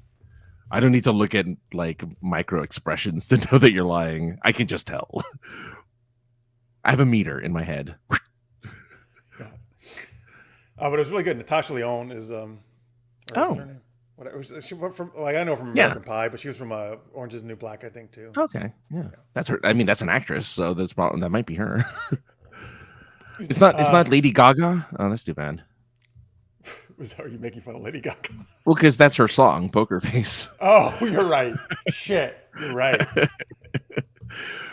The only thing that's weird is when it started, and I thought it was set in the 70s, but it's set, I guess, in modern times. But for some reason, everything looks like the 70s. It's all they have smartphones, though. Oh, okay. It's not all beige and like lime green and stuff. Well, because the first episode's in Vegas, and the hotel looks like it's from the 70s, which it could have been. Oh, there's a lot of older. But even the way they dress, and I don't know, it's weird. I mean, that could be the style that came back. You know, that could be the era of style that's returned. Maybe the 90s have already passed, because I know the 90s was coming back for a little bit, but maybe now it's came back already, right? 80s came back for a little bit, then 90s. Maybe they just jumped back to the 70s and like bell bottoms again. Let's do it. How about International Morse Code Day? The entire movie. Go. Yes, that's how they're right. They send love notes to each other through Morse code. Through Morse code, even though it's like modern day. So it's kind of like the Lake House, maybe with Bullock and Reeves. Yes. Oh, that's good. Okay. They never meet each other, right? They keep meeting through Morse code. Right. So all of a sudden a couple a newly divorced woman and newly divorced man, decades apart, move into this home for the first time, and an old, I don't know, Morse code device is still attached to the wall or something for some weird reason. They're like, oh, someone is enthusiast, whatever. And as they're, of course, unpacking, all of a sudden, just ghost beeps happen. And then they realize, oh, they're sending messages from the past or the future to each other, and they fall in love. Man, we're so good at this. We are. We should really be pitching Hollywood. Hollywood, you know our number. No, they actually don't. No, they don't. But you can contact us through YouTube or super-geeked-up-live@gmail.com. There you go. Oh, wow, you actually have a Super Geeked Up Live email address. That's great. Yeah. Actually, no, I should have I have a real one. I have Jeff@super-geeked-up.com. That's the one I should have gave out. Oh, yeah, there you go. Like a more official one. Write us. Yeah, I have a Francis at sinceresarcasm.net. So, or they could just go to the contact page on supergeekedup.com. Oh, there you go. There you go. That's all I actually have spam through there. Actually, I should probably check those emails. I haven't checked them in ages. Anyway, Mark says Brent Spiner should be on Night Court because he was on what episode as this super hick? He's actually on a couple. He wasn't just really. Yeah, he's on a few. Yeah.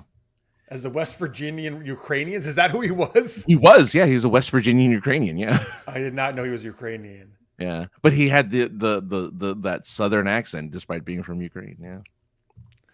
Oh, Captain Picard Day, which we know was a thing on Star Trek. So on Captain Picard Day, it's about puppy love, so young love. It's two kids getting stuck in an elevator. With Patrick Stewart. Patrick Stewart as himself? As himself. And their love for Star Trek Next Generation, Captain Picard is what Yeah. he helps brings them together. That's the reason why they're in the elevator in the first place. Was they're like, oh, we're young teenagers and who are who like, But we've go ahead. I'm sorry. oh no, yeah, who just grew up on Star Trek and knew about Yes. Captain Picard. But and we that's why having when problems, and our parents hate each other. Yeah. You know, you're the great mediator, Picard. We know if anybody can solve it, it's Jean-Luc Picard. And he's like, I just do that for television. It's like, it's okay, just help us. Just and they get talk to our parents, and they love you. You'll just convince them. Yeah. Oh man, yeah. But it all takes place in an elevator, and they've been stuck in it. Yeah. Hey, well, this is his last season of Picard, so he's free. He'll do it. That's true. Everyone's going gaga over the Enterprise F. So. Oh man, another Gaga reference. Yeah. Oh, is that that's right? This Enterprise F. I keep forgetting. Mm-hmm. What is it? I haven't really watched the trailers. Have we seen it in the trailers? Yeah, you see it in the trailers. I mean, briefly. But it's not the 3-cell thing, right? Like, no, that was only for All Good Things. They never do the 3 nacelles for they should. what? It's dumb. They should. They should. I think it looked bad. Well, they do a ship with a single nacelle. The science ships have a single nacelle, so true. like do a triple. Well, just make it look cooler. Yeah, maybe not. So does like, the F look like the E kind of? You know what? I don't remember what the E looks like. I remember is the it E like more sleek than the It's D? more sleek. Yeah. It looks. I think it's based off of the one from Star Trek Online, the game. Oh, because there is an F in there, right? I think there's an F in that one. Yeah. I didn't know Bull was abducted by aliens in the finale of Night Court. Yeah, I would love to see Bull come back and be like, that was crazy. I was probed for 30 years. Oh God, it's terrible. But it would be something he'd say. It would totally be something he'd say. This is the story of a girl who changed her password and saved the whole world. There you go. Oh, that's from the song. I get it. I just realized that's from 41 days, I think. No, not 41. No. I actually saw them. I thought 9 days, maybe. I saw them live. This is the story of a girl who changed her password and saved the whole world. But she looks so bad in photographs. I absolutely love her. When she smiles. I mean, that's in the era of Stacy's mom has got it going one on. of their picks. They threw picks in the audience. I have one of their guitar picks. Ooh. Oh, that's cool. I don't know where it is. It's in a box. I was going to do a fight that time, too. Oh, geez. Wow. I could not imagine you getting into a fight. Well, this guy was being an asshole to my sister. Oh, well, that's a good reason to get into a fight then. I mean, we didn't get into a fight, but right. We had words. It's like, oh, I know Jeet Kune Do. I mean, I know it wasn't I that did early. know that. I only knew karate. Like, in the future, I will know Jeet Kune Do. You better watch out. I'll come back in 20 years. I'm going to pox out and lops out your ass. That's right. I'll take this guitar pick and jab it in your eye. Oh, see, he thought it was a 70s too. Thank you, Necrodius. It's not just me about Poker Face. Yeah, I'm looking forward to watching more.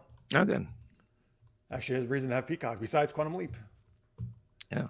Francis told about 1/3 of the plot of the movie Frequency with his National Morse Code Day page. I haven't seen Frequency, but that makes sense. What's the Brent? Oh, yeah, Brent Spiner did a YouTube series. What was it? I don't know. Now I'm vaguely remembering this. Spinner on Spiner? Or Spiner on...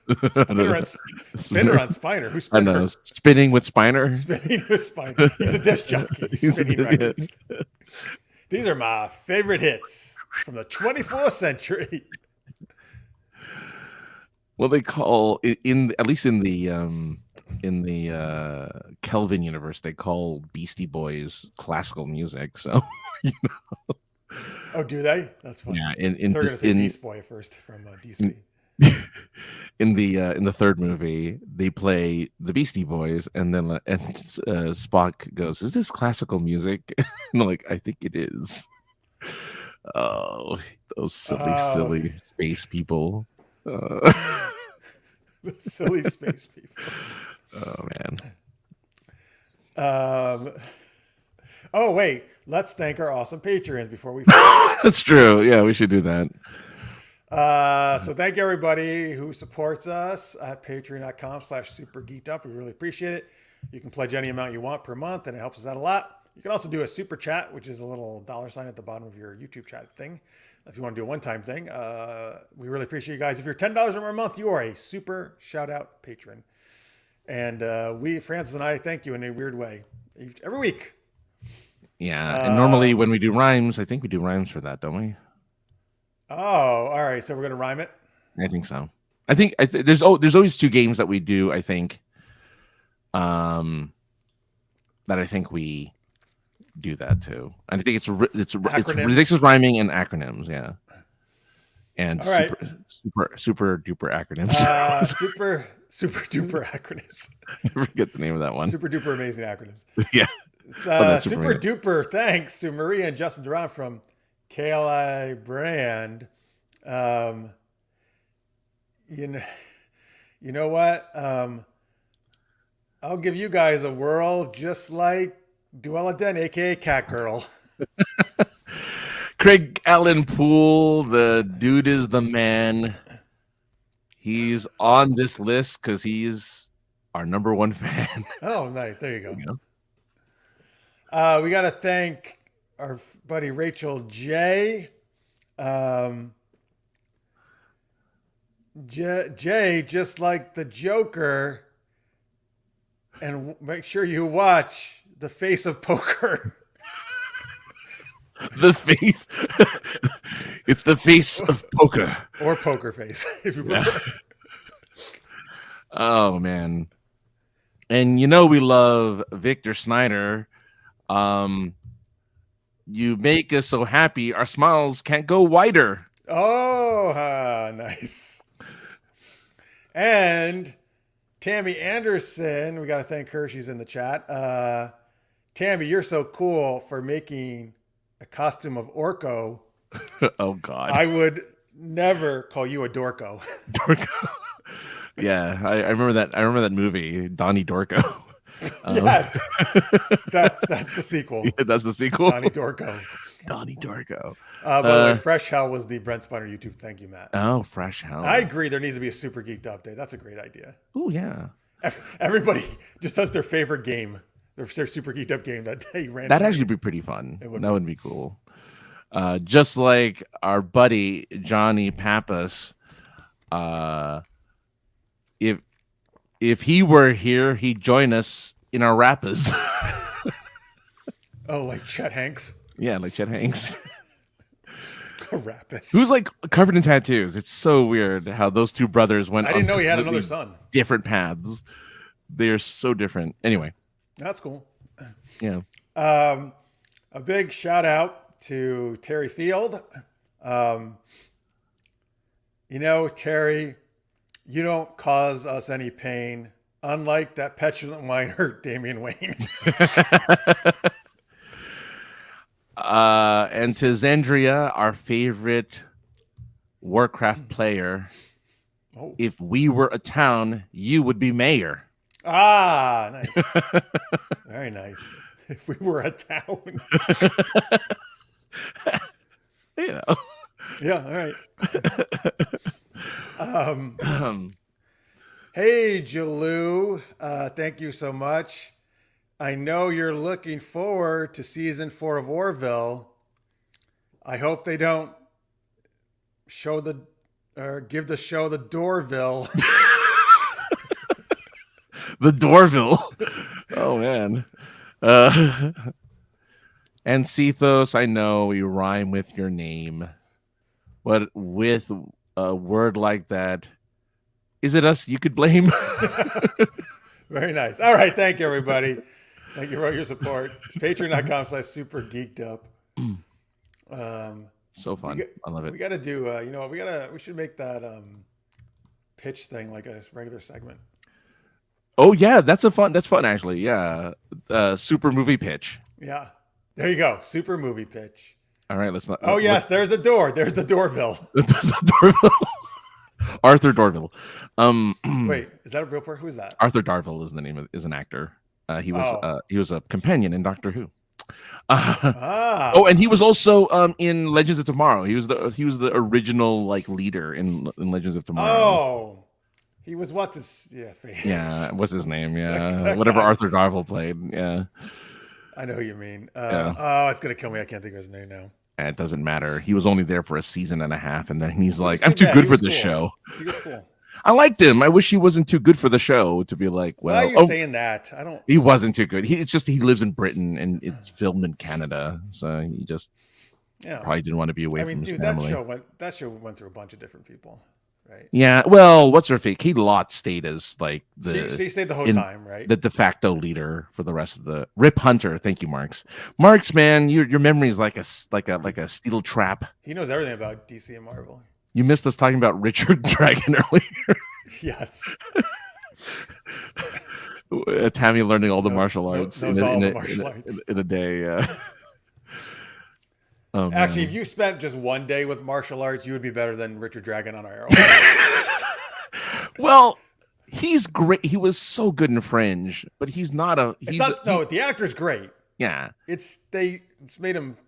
The character is bad. They made a guy who doesn't know any, like the actor who doesn't care about martial arts, be a martial artist, right? Where like you could tell that Stephen Amell cares about martial arts. Oh, did you see also apparently with the images of the finale for The Flash, right? They brought back they brought back Oliver Queen and Diggle. Wait, you mean the Flash, the series finale? The series finale, yeah. Isn't that later on this year or is it soon? It's this year. It's whenever the season. I know the end of the season, so May, I guess. Yeah. Oh, but they've already released stuff from the finale shoot. They showed stills, like and Stephen Amell is there as Oliver Queen, and everyone's making fun of him because he has a gut now. Because he's wearing a skin tight green outfit, and they compare it to how he was in the final season of Arrow, and he's like, "Oh, he has a little bit of a pouch on his stomach." And like, give the man a break. I know. Geez, he spent 8 years being in crazy 6-pack salmon ladder shape. Yeah, he's not salmon laddering anymore. After that, dude, the guy should be able to eat goodies. Snacks. Yeah. So they showed him. So he's dressed as Green Arrow. He's dressed as the Green Arrow, not the Spectre. No, which could mean he went to the past. You never know, right? Yeah, it could be just of course. He very loves going to the fucking past and shit up. Right. So I don't know if everyone's going to be back for this finale, but they did show. Oh, and they showed Wally West Flash in it as well. The same actor. Same actor. What about Jesse Quick? No, they need to bring. If anyone, they should have brought Jesse Quick. Because she's not God Friended Me, which is the show she went to, which was really good. It got canceled a while ago. Oh, so she could come back. Yeah, like bring back some of these characters that are like. I'll actually probably watch the finale then, just to see these people again. Yeah, I was thinking like I haven't watched it in years. Flash. No. Well, apparently it's rinse and repeat for the Flash the last 2 or 3 seasons. So. Hey, all right. So hey, Marks and Francis, we should do DC Action Hour on the finale of the Flash. On the finale, yeah. Then we can discuss the early days and when we were watching it. And, yeah, I mean, look, try to figure out what the fuck's happened the last 3 years. I mean, I dropped on Crisis. Like, me too. I am not surprised. I mean, I told you, I even told you, Jeff, I wasn't going to drop it on Crisis, and I'm like, oh no, I don't really see a reason to go on. You said you were not going to drop it? Yeah, because I thought I'll just keep going, and then I'm like, well, I don't care now that Stephen Amell is gone. Like, he was really the linchpin. Yeah, he was the heart of the series. Yeah. Let the man eat donuts, he says from Stephen Amell. You're right. Yeah, let him start. Put him in Donut Day. He can star in Donut Day. There you go. Yeah, with Katie Lotz. He's doing a wrestling show right now. I forget. Yeah, Heels. I think it's called. Did I get renewed though, or did it get canceled? I don't know. I don't know. I just know season. I know that. Okay. Let's do it. The end of it. Yes, you're right, Marks. You know what? I actually wanted to do a panel at a Dragon Con, so let's do it ourselves. Yeah. The end of the Arrowverse. The end of the Arrowverse, and probably the end of DC Action Hour. Well, hey, you never know. Maybe they'll come up with some awesome show again with. Or you know what? Maybe when Gunn starts doing things, we'll do a thing on the Blue Beetle. Right. The beginning of the Gunverse. The Gunverse, yeah. I mean, yeah. Who knows? I mean, never say never, right? You never know what you're going to do. Yeah, oh look, he said the same thing, Gunverse, DC. There you go, Gunverse. Richard, yes, he also says they wasted that character on Arrow. Yeah, it's too bad. All right, there you go, folks. You can look forward to our take on the end of the Arrowverse. We haven't done DC Action Hour forever. No, it's been a while. All right, last thing for the night. Give us a topic of viewer's choice. Tell us what you want us to discuss here. Any geeky thing, Hmm. excuse me, you like. Thank you for all the great suggestions you've been giving us throughout the show, particularly all those great days, those Yeah, holidays that we could turn into movies. that And was again, fun. if you're watching in post, you can always put your comments there. Hey, we can always use your suggestions for future ones as future stuff in the show if you're not watching live. And remember, folks, hit that. I know a bunch you already have, but hit that like button if you haven't. That thumbs up. Subscribe, please. Do all this. I don't know if there's still a bell, whatever. Do all the There stuff. is. There's a bell. There's still a bell. There's Notification still bell. a like button. There's still a subscribe button. But the subscribe and bell are now combined. So when you subscribe, make sure to put it on the bell with the little like all. Otherwise, it prioritizes something, and I don't know what it does because I never get notifications for ones that are prioritized. So I don't know. All right. Yeah, so be like Duella Dent and Catgirl and Penguin's daughter, and she subscribes to us. All her And, personas subscribe to us. Yeah, and like card flip or something, whatever that was. It was card It was- game yeah. or something. Yeah. Card flip. Her ability is just to flip cards over. Oh man, I saw a TikTok of a woman who was trying to learn how to do card tricks, like, and it went through the process. I mean, it was still a minute video, but it was like the struggle of having to learn a trick and having to do it every day to get good at a trick. It's like, that's what I lack is the patience to do something every day to get good at it. Like, I really lack that, but I love it. Well, yeah. Well, you're good at rhyming. Well, yeah, I don't know about that. Oh man. All right, Anyway, so folks, any burning geeky topics that we haven't already discussed? We actually discussed a lot of stuff. If not, I guess we might default to Star Trek. Even though we've already talked about that a lot. I think we've got our Star Trek quota. Yeah, I know. Even though I guess I I have one question for you in the sense of like Star Trek. So Season 3 of Pickard. no. So in 2 weeks, I will be hopefully going to the opening of Nintendo World. In a couple of weeks. Oh, that's right. That's exciting. And Star Trek used to have in Vegas not an amusement park, but like a section of a hotel dedicated to Star Trek. I remember you telling me, yeah. Where would you like to see, and what kind of rides and stuff would you think would be in a Star Trek themed amusement park? Oh, wow. That's a great one. Because I've always been bummed that I never got to go to that Vegas thing. That sounds so amazing. I went like the year before it closed down, so I was really lucky. But I think the highlight of that was they had a ride that's like Star Tours. Yeah. Right. I'm gonna say you gotta have a Star Tours type, some kind of simulator, Smuggler's Run type of ride for sure. Yeah. Right. But that was a fun ride. And you got to talk to. I mean, you got to talk to Jonathan Frakes as Commander Riker. Yeah, so. you gotta have one or some of the actors as part of it, right? Pre-recorded. I mean, it'd be cool, kind of. I mean, Smuggler's Run does this in Star Wars Land, Galaxy's Edge, but if you have different posts you could man, in the ride. Yeah, that'd be fun. Yeah. Yeah, and like ops, like certain ops. Yeah, Engineering, yeah. yeah. Or should it just be stuck to like it shouldn't be a whole land, right? It should just probably be a part of something that already exists, like an addition to. I mean, I would take a whole land. I wouldn't say no to that because look, you would have Quark's Bar, right? Which I think they had in Vegas. You said They did. They had Quark's Bar in Vegas. Yep. But even so, there you could have lots of you could have the mini games like Dom Jacques or the different games they play. Yes. in the bar there. I even think they had the 3D chess there too, so you could play that while you're at the table. So that would be awesome. I mean, obviously we don't have the Hall of Suite or Hall of Deck technology, but I feel like they could simulate that. They could obviously simulate that somehow. Well, right? we did something that I think would be very close to it anyway, which is VR. We did a VR thing. We did Star Trek VR. We did. You mean? Yeah, that would I think that's would true. work. That's true. Yeah, that would just work just there as you well. Go. Okay, so a Yeah. VR type ride. Yeah, absolutely. Yeah, absolutely. Yeah, and that's cool because then they could change that out as well. Yeah, you wouldn't have to have the same thing all the time. Mm-hmm. I'm trying to think of what other rides could you have in Star Trek? Attack of the Tribbles. I actually wouldn't think even like a ride, but how cool would it be to do like a Moriarty style escape room? Right? Yes, that's great. Like, yeah. So Yeah, and you have Brent Spiner as Sherlock, like his videos, and what the guy as Moriarty, whose name I'm forgetting right now, but right, or a Dixon Hill novel. oh, Don't listen to him, Glorious is lying.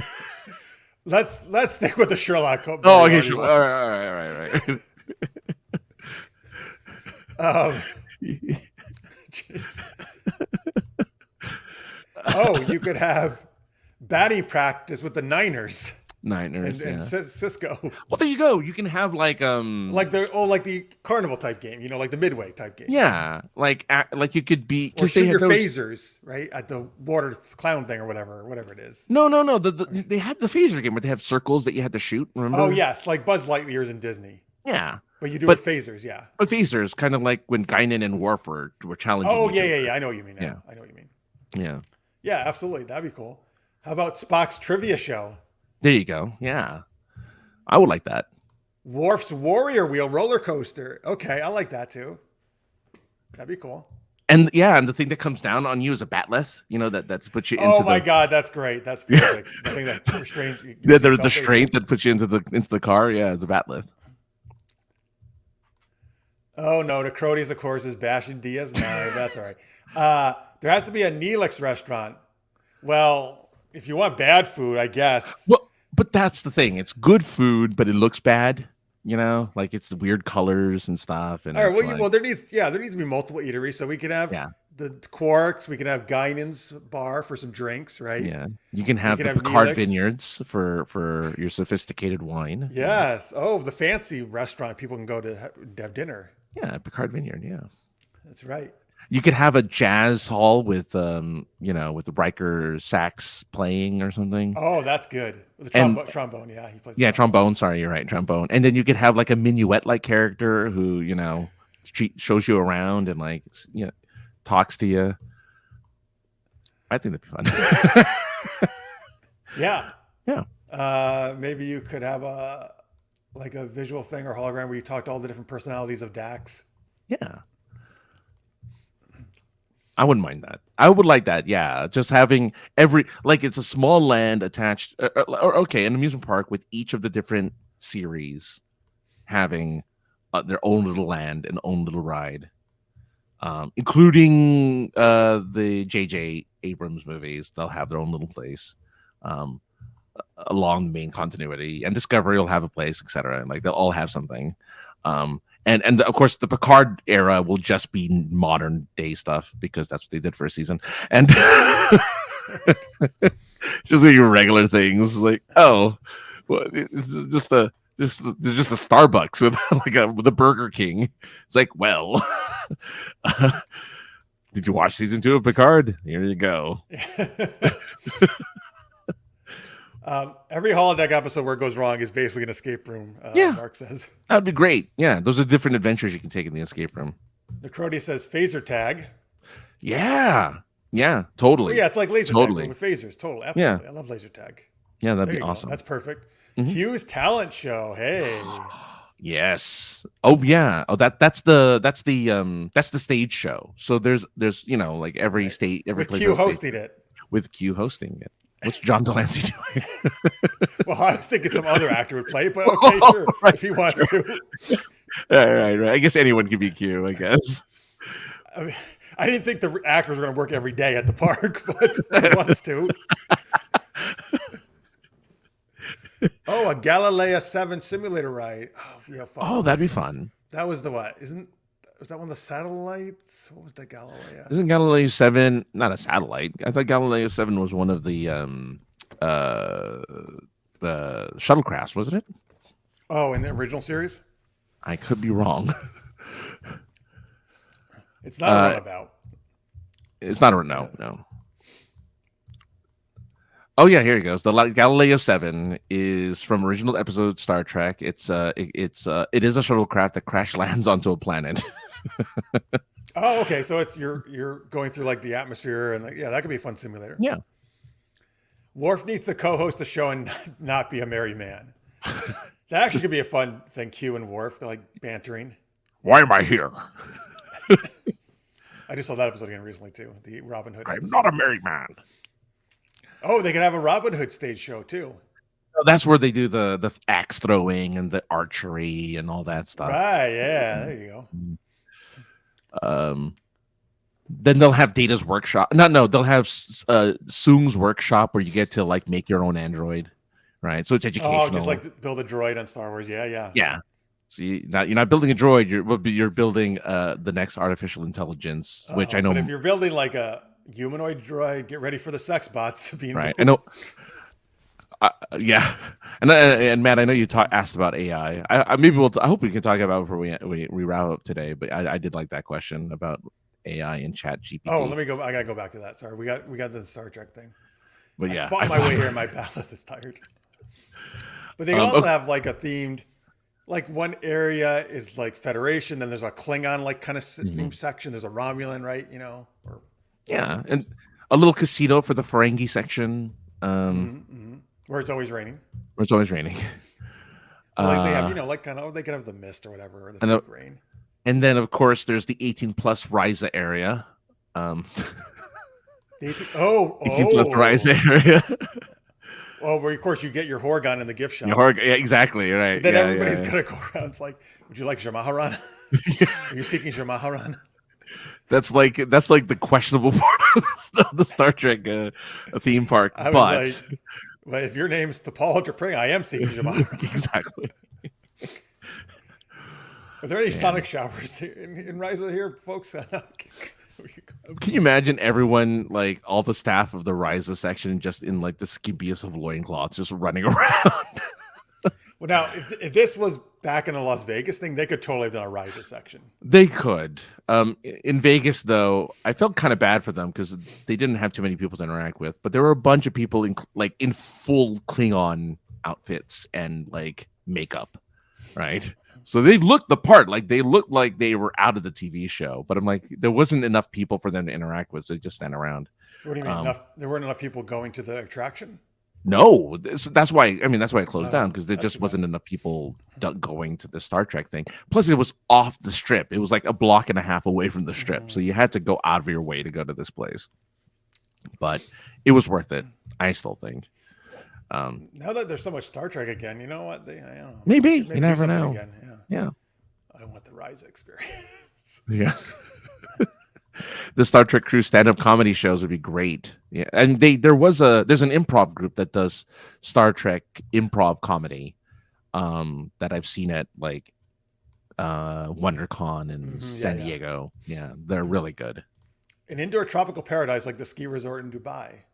Yes, yeah. Well, Dubai has everything though.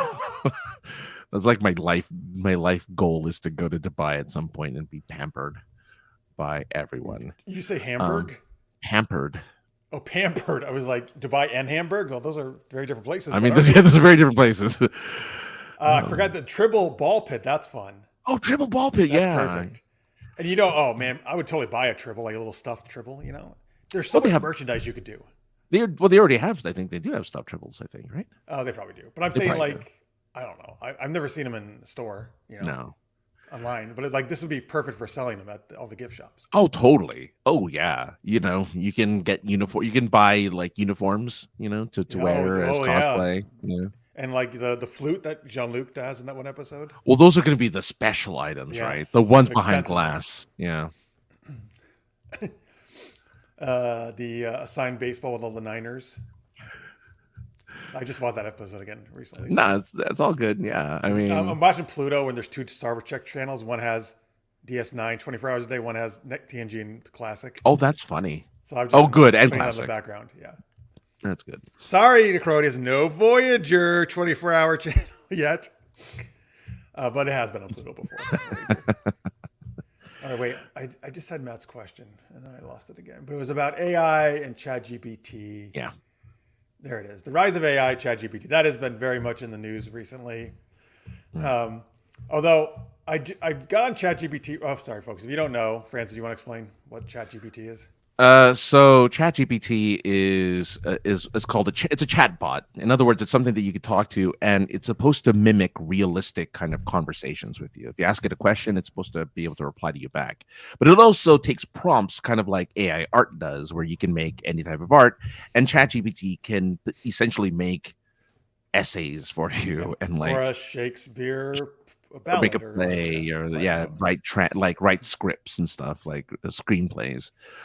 It's very sophisticated AI.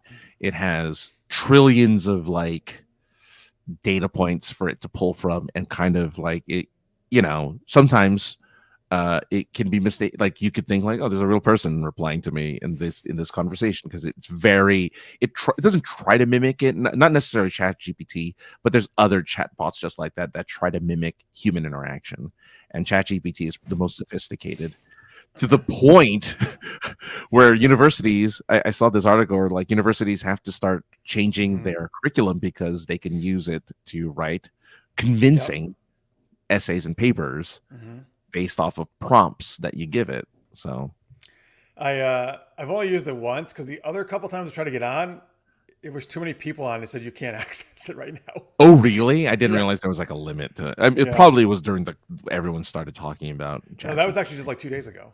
Oh, really? Wow. Yeah, okay. I guess it's still really popular at the time. It is, yeah. So, here, let me share some of these other Star Trek answers. I saw that. I'm like, the AI. Yeah, we'll get there. We'll get flight simulator for a shuttle or something. The Delta Flyer flight simulator. That would be amazing. That takes in the Voyager. Oh, but look at this. Now he has Voyager as his picture. But only if you can do only if you can navigate it using button presses and no like type of joystick or anything, right? Like you have to navigate the ship using the. Wait, wasn't the Delta Flyer the one that did have a joystick? That's what I'm saying. I think that was the one with the actual like right. Yeah, joystick or pilot. Because it was like Paris, right? Yeah. Yeah. Well, if it was Harry Honolulu, he wouldn't need a joystick. No. Well, there was was it Generations when the Enterprise split? And yes. Remember, Riker had like a joystick to control to control the saucer section, or maybe it was the base. But I was like, a joystick? It's the 24th century, guys. Like anything but a joystick, like anything. I don't care what it is, just not a joystick. And then he was like, Troy, now that I finished with that, you want to hop on my joystick? I know, exactly. Like, how would those jokes not appear? Anyway. By the way, there is a Tribble you can buy. It's part of the Star Trek Hallmark keepsake ornaments, Lister's Mate says. Oh, and the Noble Collection has a bunch of Star Trek stuff too. So if you check the Noble Collection. The Noble Collection is. Yeah, I love the Noble Collection. You can have a dunk tank for Cardassians full of Armis goo. Yummy. What's Armis goo? I don't know what Armis goo is. I just think of the what are they? The ancient, not the ancient one. What was Odo? Odo was founder. Yeah, and how they just turned into a puddle of goo. So you want them to be dunked in the founders? I like donkey people though. That's a good idea. Yeah. A STEM section where a bunch of Packlets. Oh no! Beg you to help them go. Oh yes, that would be the most annoying section. I hate the Packlets. Kind of a fun game though. Oh, and you know what? And then you have to do. Oh, what was the race? What do you call it? Tanagra. Oh God, the Tanagra. The one where they speak in the metaphors. In metaphors, yeah. I can't remember the race. Yeah, I don't remember. That would be that. Put that up there. Yeah. So Necrodius changed his pictures of Voyager, so I had to see it. Well, Necrodius, maybe I'm just going to make the whole background Deep Space Nine station. How about that? So you have to see that. You see the space station in the back, and instead of a black background, it's just the DS9. Yeah. Wait, is this true? Oh no, this is ChatGPT's take on Donut Day.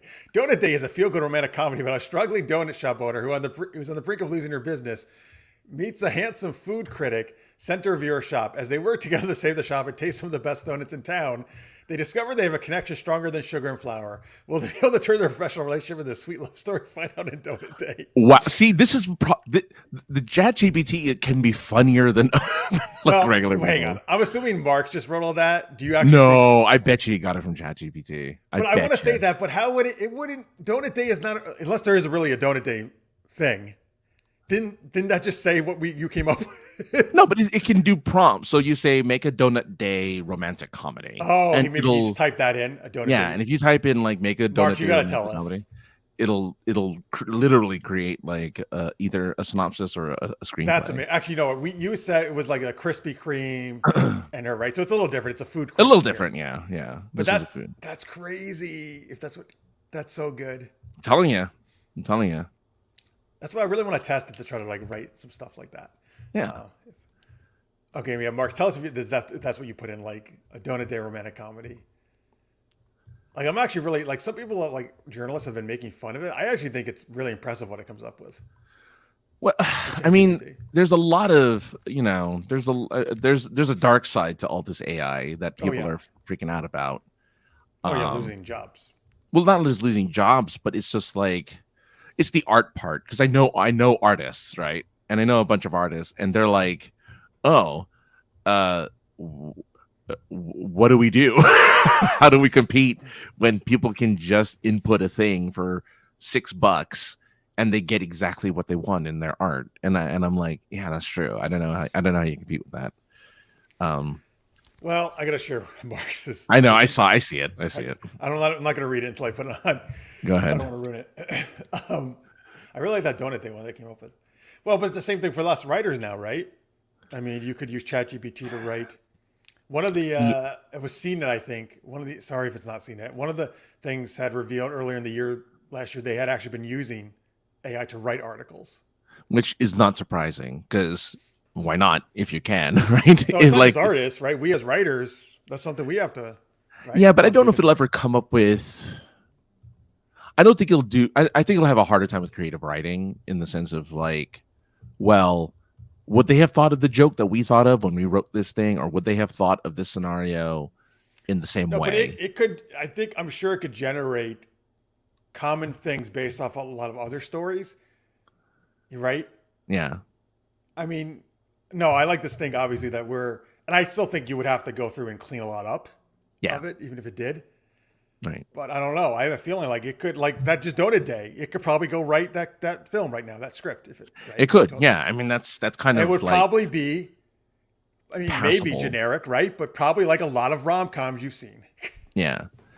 Yeah, that's true. Which is what a lot of Hollywood is anyway, though, right? Yeah. Well, I watched a video about someone who was saying like, okay, let's say AI does take over a lot of kind of the creative industry. That just makes individual artists and people who write and draw and stuff, that makes them that much more valuable, because now you're getting a very unique thing that only said person can create.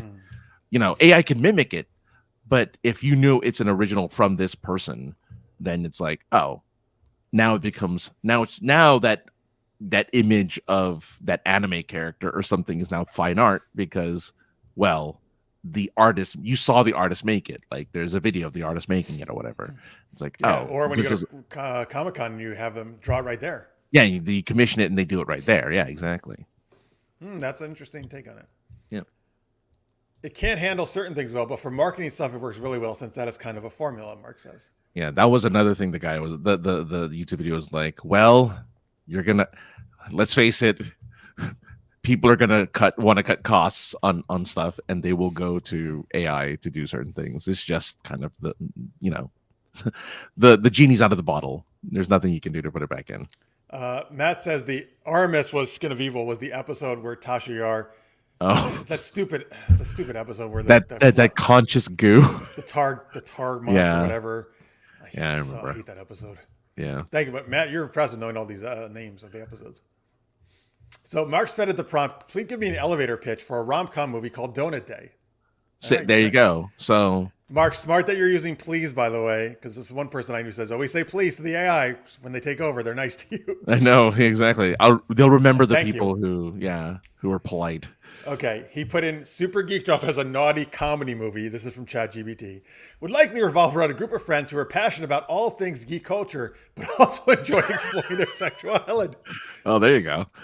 The film would likely feature humor set around adult themes of sexual content, including raunchy jokes, sexual situations, and nudity. Oh my goodness. Oh, there you go. The main characters would be depicted as geeky misfits who embrace their quirks and sexual desires as they navigate the dating world.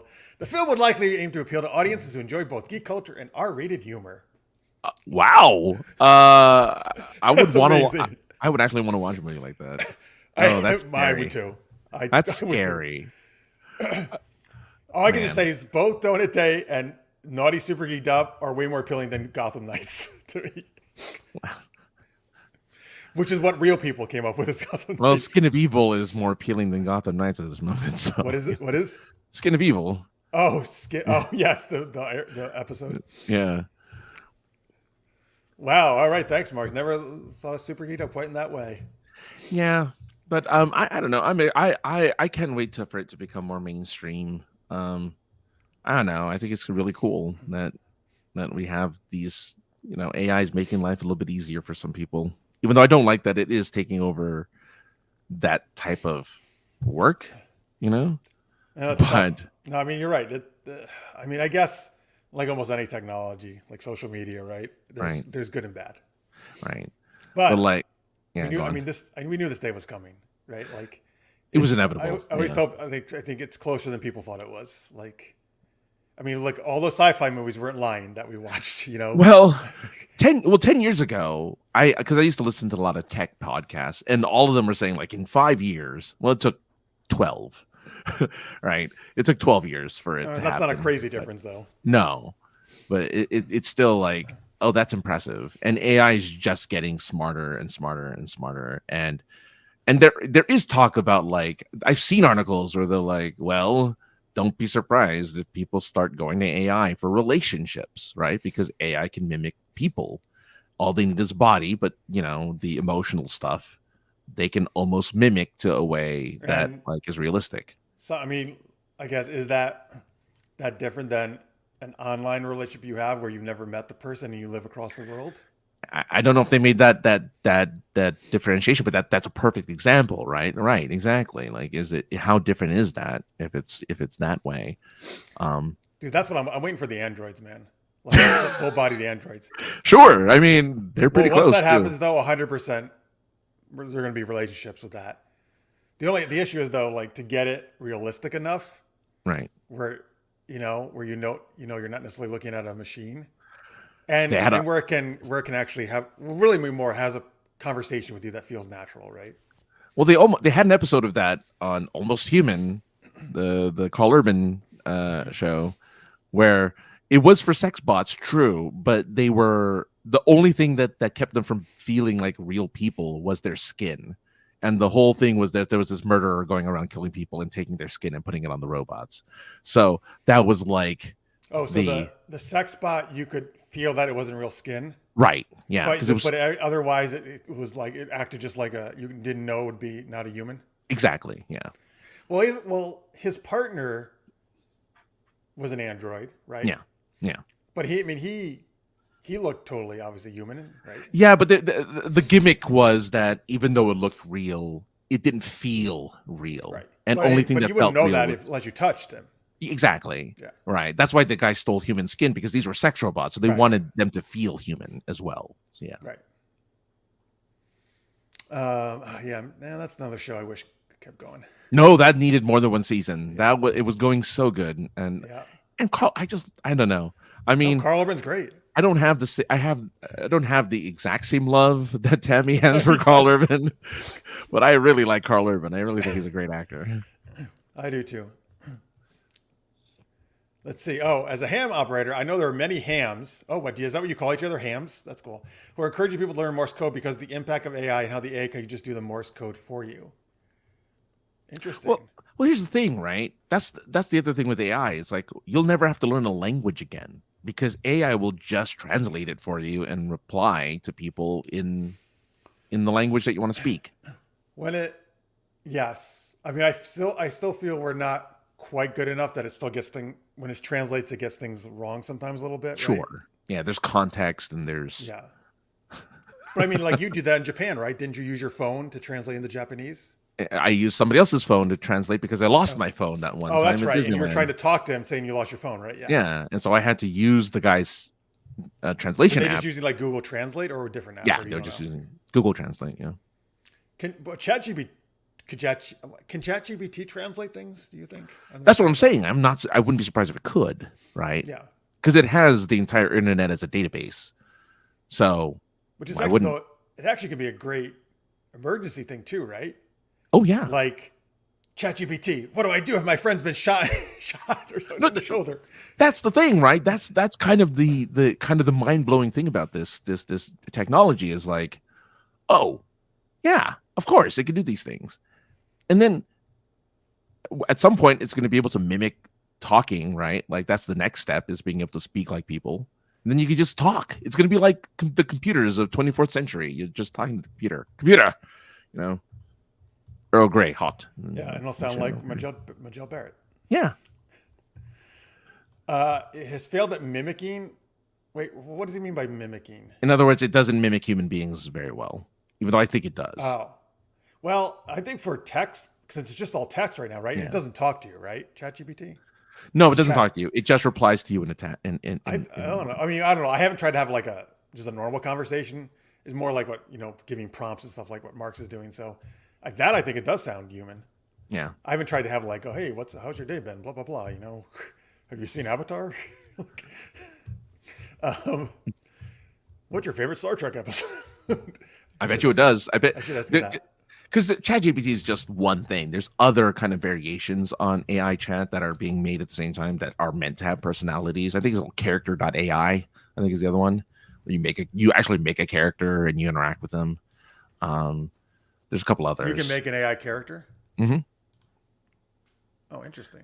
Yeah, there's So a bunch of. just kind of like the most well known right now. It's the smartest. It's the one with the most information, and it's not going to be free soon. They're going to start charging soon to use ChatGPT. So use ChatGPT now while it's free. Oh, I'm actually surprised it is free.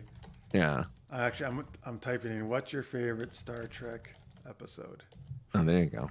I actually got on there. Oh boy, I hope it's like a data episode or something, or like a. As an AI language model, I do not have personal preferences or emotions, so this definitely sounds like not human. But some of the most popular and well-received Star Trek episodes among fans include The City on the Edge of Forever from the original series, Best of Both Worlds from the Next Generation, and Deep Space Nine's In the Pale Moonlight, which is my favorite Deep Space Nine episode. So but that's the thing, right? It like people are saying ChatGPT is the Borg one, right? Well, they're saying the ChatGPT is going to replace Google. You're no longer going to Google stuff. You're going to ask ChatGPT stuff, and they'll give you answers, right? Mm-hmm. Yeah. Oh, man. Can translate. Okay. Oh, there you go. And Carl is so awesome. I knew that would get her chatting again.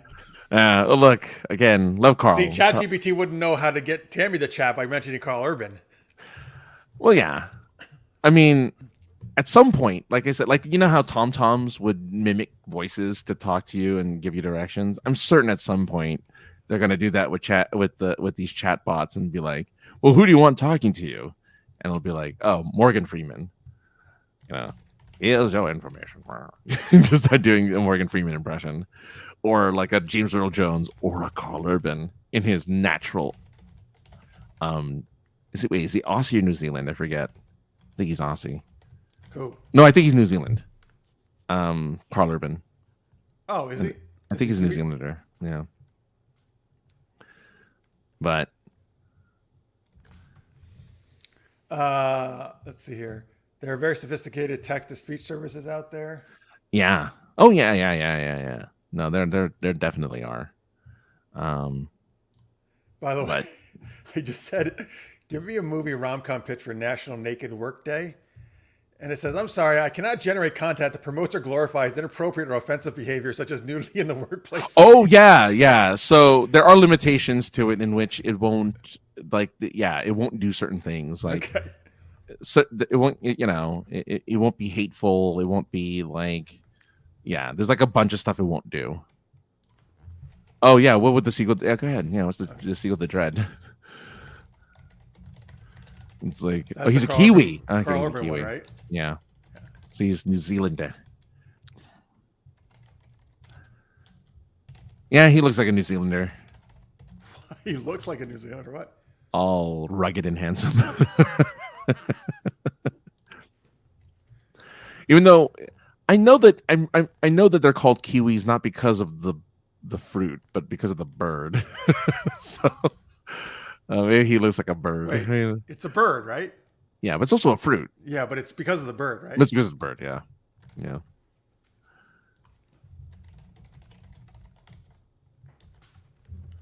All right, I'm waiting. I'm going to do the dread thing. Let's give some other chat thing.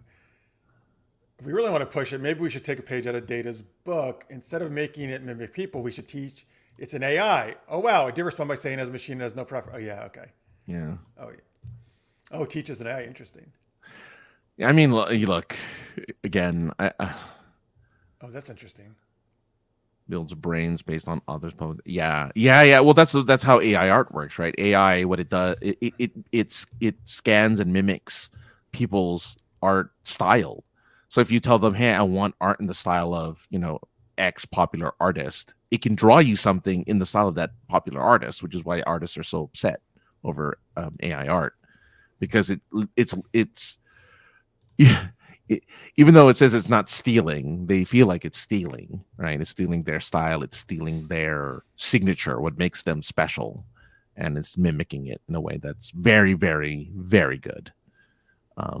So yeah, it sucks, but it's okay. Embrace the future. No, I mean, no, it's a gray area for sure. Yeah. Big Bang Theory. Sheldon Cooper hacked the GPS to get directions in Yoda's voice. That's cool. Yeah, look for an old TomTom commercial where James Earl Jones as Darth Vader is doing directions. It's some of the funniest stuff you'll hear. He'll say, make a left on the roundabout. He does it as Darth Vader? He does it as Darth Vader. So you see Darth Vader in the booth, but it's James, obviously, it's James Earl Jones, but he's giving directions. And he's doing it wrong, and the guy's trying to correct him. You see Vader Darth Vader in the booth. Yeah. What booth? In the recording booth for the TomTom record for the TomTom directions. So he's in a recording booth, and there's the producer going, "Okay, can you say it like this?" It's like I am saying it like that. And it's just it's some of the funniest things I've ever seen. Go watch it. TomTom, Darth Vader commercial. It's like a minute and a half long for all of them, but they're really good. I really enjoy them. All right, so Jalil, I don't know, you may be disappointed by this dread response. I don't have any insider information on a potential sequel to the 2020 12 film Dread, but if there were to be one, it's likely that the story would continue the adventures of Judge Dredd as he upholds justice in the dystopian future metropolis of Mega City 1. It could involve new challenges and foes for Dredd to face, as well as further exploring the world and characters introduced in the original film. However, this is purely speculative, and any potential sequel is currently unconfirmed. It's very astrological in the sense of how astrology works, where anything we say about your future is it's so generic that it can apply to anybody. I mean, I get it. It's also saying listen, I don't know anything. There's no sequel that we know about. So yeah, sure. It's all a guess. Yeah. Yeah.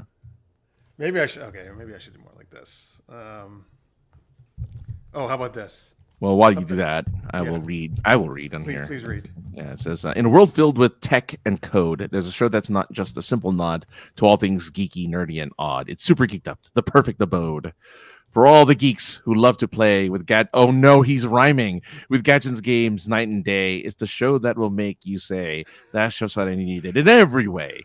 With jokes so silly, they're sure to stick, and puns so corny, they're pure mirth trick. It's the show that will make you click and give you a nerdgasm. That's oh my god. Thick. So gather around, all you tech-savvy folks, and let's break it up, tickle your jokes with puns and fun. It's time to unplug and geek out with the crew. No need for a bug. Which I don't understand that part, though.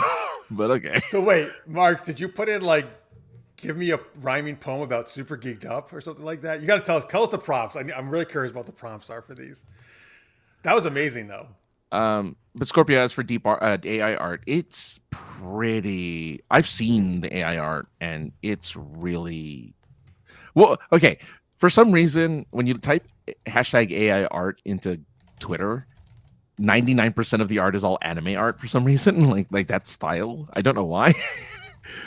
But some of it looks really creative, and some of them look really good. But the thing is, it does mimic artists really well, according to other artists. I don't know artists very well. I don't know artists in general, but according to the current argument is that yes, the art is almost a 1-to-1 on their particular style.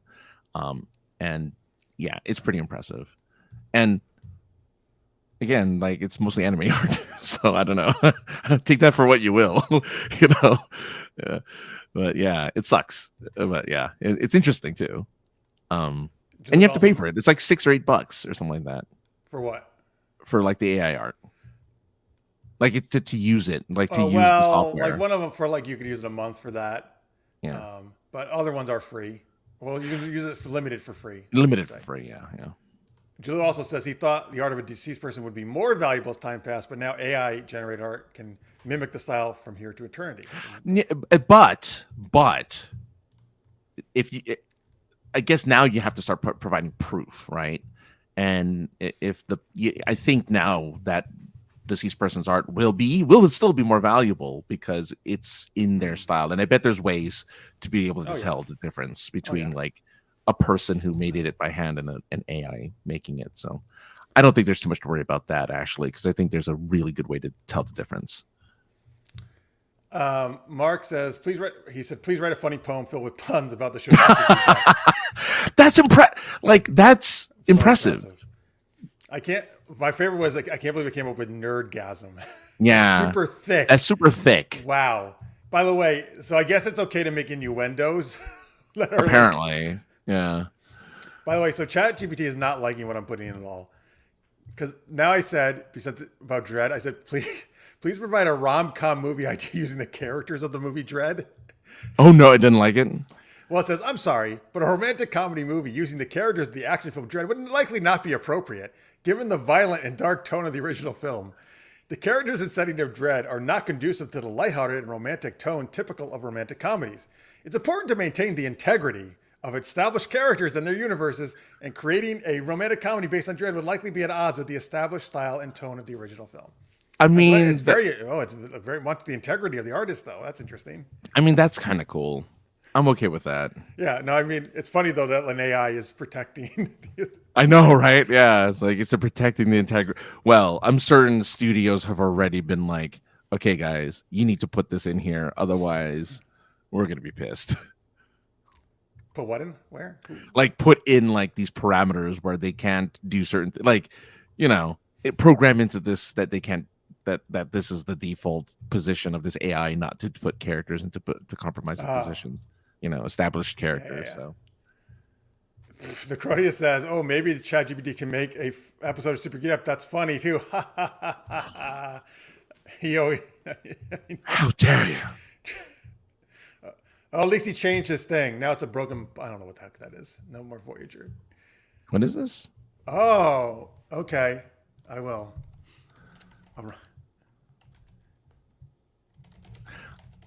Chaz, you're not wrong. If AI made the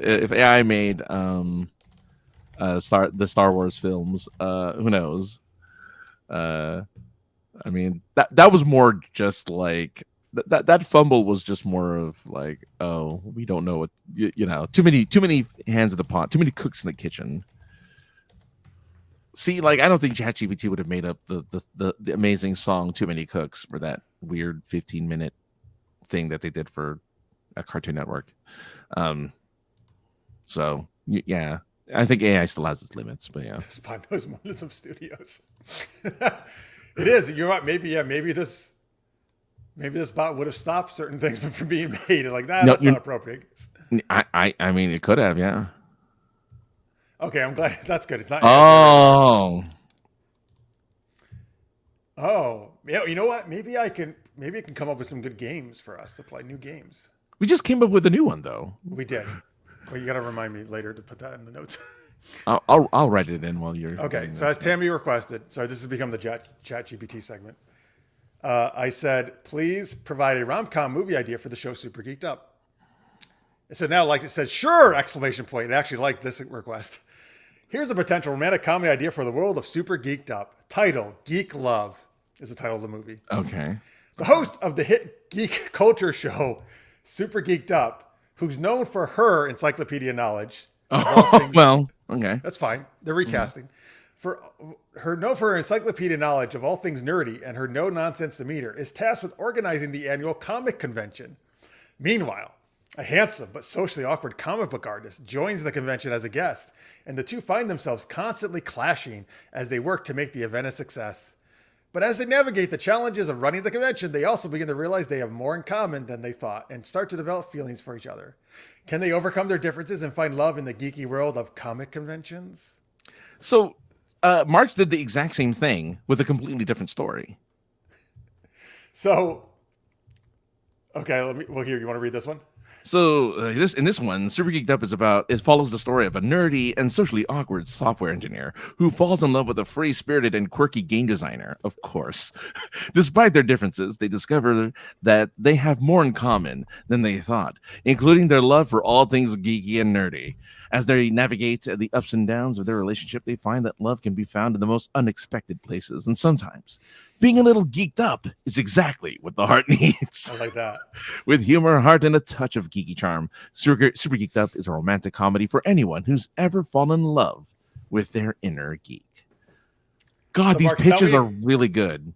They're what? These pitches are really good. Tell me exactly what you put in, because I want to see how it's different than mine. But I like two things really about this. I like being a little geeked up is exactly what the heart needs. Mm-hmm. And this is the great end pitch. With humor, heart, and touch of geek. It's a romantic comedy for anyone who's ever fallen in love with their inner. Like, that is the perfect ending to the Hollywood, like a pitch you're making. But also it I don't know. Yeah, I don't know what Marx used as prompts, but it fits into kind of the aesthetic of what like actual Super Geeked Up is, right? Versus the other one where it's a little bit more not slapsticky, but like it definitely sticks to the rom-com kind of formula. So please write an elevator pitch for a rom-com movie called Super Geeked Up. I said a rom-com idea for the show Super Geeked Up. Right. So in other words, this one is used. So in Mark's prompt, it's using the term Super Geeked Up to build the premise, while your prompt is under the assumption that the show exists already as a thing. Yeah. Okay. That makes sense. Oh, he write a song about Super Geeked Up. We need a Love Actually version of Super Geeked Up. As long as I get to be Martin Freeman, I guess that'll be cool. You want to be the porn star? Those are actually really, that's actually the one I forget about, because I feel it's like the least focused on story, but it's really fun when they do go whenever they go there. It's also they least focus it, and it has the least problems. It's don't they get together, those two? Yeah, it's just like two people that happen to have to do these like things. No issues, really. It's nice. Yeah. It's just hilarious that they're having conversations as they're fucking. Right. Well, they're mimicking, right? Yeah, they're not really doing it. That Martin Freeman is a porn star. He's just a stand-in, right? He's not really a porn star. He's just a stand-in. Oh, okay. Yeah. He and the girl are just stand-ins. They're not actually being filmed? No. So what they're doing is they're making their purpose is to do the scenes before the actors do it, to show like lighting and whatever. Lighting. Okay, yeah. That's funny. So, yeah. Yeah, that's a good point, Julu. Even though it did know, it was able to pull from Super Geeked Up website when someone asked it, what is Super Geeked Up? That's right. The Marks did that a couple weeks ago. Oh, yes. Yeah. Okay, I don't know. What's the tune of this? Okay. I'm feeling super geeky. Wait, I'm feeling super geeked up. Oh God, hold on. Let me read it first, I guess, because I need to read it. I'm feeling super geeked up. My passionate interest I won't give up. From comic books to video games, I'm in my own world. It's my claim to fame. Oh, I get it. Let's do the chorus together. Super geeked up, never gonna stop. Living my life at the top of my game. In this world of nerdy love, I'll always be super geeked up. All right. Here, I'll just show the rest so you people can read on their own. All right. Wow. Oh, but that's cool. Cosplays and conventions, I'm always making new friends. That's this. With a grin. I love my toys and collectibles too. A geek to the core. It's just what I do. Sounds very rappy. But I like it. Here's the bridge. I don't need anyone to understand. I'll keep on nerding with my own game plan. Cause being a geek is all I need. It's where I'm happy. It's my perfect breed. The outro. All right. I'll never change. I'll always be a geek to the end. It's part of me. So come and join me in this world of fun together. We'll be super geeked up. That's nice. That's nice. Oh, you should ask it. Sorry about Lady Face Slap. Oh yeah. Oh, maybe I'll do that in a second. Super Geeked Up weaves together a charming and quirky web of interconnected love stories, all set against the backdrop of a vibrant and nerdy word. Oh, that would be like the Love Actually version, right? Oh yeah. Oh yeah. Okay. So it's willing to do that, I guess. Like it's willing to do I guess a style like that, as opposed to just changing up the whole story. Yeah, no, we're not going to do a music video there, Chaz, for this. What, we're doing a music video? Yeah, for the song.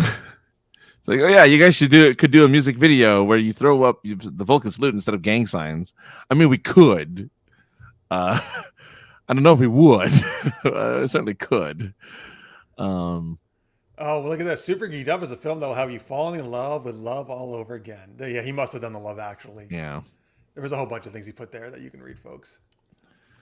Yeah, that's it's. I mean, so what do you think? So based off of this kind of little experiment that we're doing, let's wrap our thoughts on AI. Let's wrap it up. Yeah, what do you think? Is it scary? Is it weird? What do you think after I don't based know, off of the music? It's interesting. I mean, it feels like a toy right now, but I do really feel like non-independent stuff, like major corporation stuff, will use it to kind of like, well, we don't need pitch people anymore. AI will do it for us. Okay, so this is the second time it's refusing to do something for me, so that's a little annoying. So I'm sorry to Crodius. It will not do Lady Face Slap. I cannot generate content that promotes or glorifies violence, particularly against women. Oh, will it do it against men though? I know. Well, first off, I have an issue with that particularly against women, but other violence is okay. And number one, we're not slapping Lady. Lady is doing the face slapping. I know. But it doesn't know that. But you know, I have issues with a lot, like with the AIR too, right? Right. Like you can't use the word sensual. I've seen naked AI art though. I have too. And I mean, I think I've even been able to generate a little. Nah, I don't know if they've been naked. Just sex. Yeah, I've seen full on like. I have too, and I keep trying to figure out how are these people doing this. Well, they're doing it. It's on different software. It's not whatever it is. They've done it on some of the software I've used. I've seen it. Oh.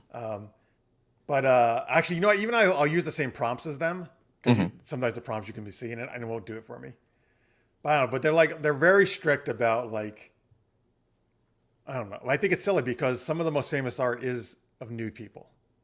Well, yeah, I don't know why it cares so much, but I understand because that people programming it have this fucking thing. That's still the problem. Someone still has to program this. Well, yeah. So I mean the issue I think that people have with these types of AI programs is that it's not going to be open, right? I mean, look. I'm just saying it'll always lean a certain way, right, to whatever the person's values are that's creating the software. So that's fine. I mean, whatever, but that can, you know, that changes the way how the software works. So it's not going to work for everybody, which kind of sucks. But you know, it is what it is, I guess. So Marx thinks it could be a useful tool to push writers in new creative ways and write faster. And maybe this will mean that more original niche stuff from humans will be more special now. Since more formulaic writing will be easier to make with AI. I think that's what you were kind of getting at earlier, right? Yeah. As well. I'm willing to take my chances with AI. All right. And yeah, I think so too. I don't. So I'm on it. Is it OpenAI? Right, that's the one. OpenAI. ChatGPT. Oh, chat.openai.com. Sorry, that's it. Oh yeah, so OpenAI. Okay, I'm in the playground apparently. I don't know what the playground is. I don't know what this is. I don't know. I tried looking it up and I signed up and everything and I don't know what I'm doing. So I don't think I can find it. Oh, there's a wait list for the ChatGPT API. I don't want the API. I just want to use the software. Help me, Obi-Wan. You're my only hope. Okay. So, oh God, this is terrible. I said, give me a joke a Vulcan might say. Oh, Here's a joke a Vulcan might tell. Why did the Vulcan cross the road? To logically reach the other side. It's terrible. It's terrible. let's see if it'll. Oh no, it's just. We do know from the show She-Hulk that Kevin Feige is an AI using the same script. That's true. I mean, you know, to no one's surprise, I guess. But yeah, he does wear the hat, even though it looks like a camera. Okay, is Kevin Feige a fellow AI? Hang on. Please say yes. His name is...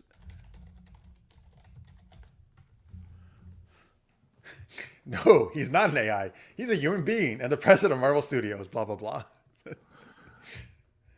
Oh, here it is. All right. So now I finally have it working. Anyway, I know we're nearing the end, but I just want to see it actually work. Oh, did you type something into it? Yeah. What? Wow, it has a very get the other side of the empire. That's why the Klingon crossed the galaxy. Yeah, it is. Because I've tried dad jokes in here too. Like it is limited on comedy. Yeah, it does. Here. Tell me a joke a Klingon would make. A Klingon joke would likely revolve around the warrior culture and love for battle. Here's one. Why did the Klingon cross the bridge? To get to the other side and fight. It's all about why did they cross this to do this? I know. I'm thumbs downing this. Wait, can you? Oh, you can. I didn't realize you can thumbs up. Yeah, we can give feedback. Oh man. Anyway, so there you go, guys. I guess in the world of comedy, it's never going to kind of. I mean, it's going to. It's funny, and I don't know if it's intentional. Like these prompts, these movie prompts that you guys have been putting on the screen. So I don't know if it's like I don't know if it could do like our improv games, which would be really funny if it could, but I don't think it can.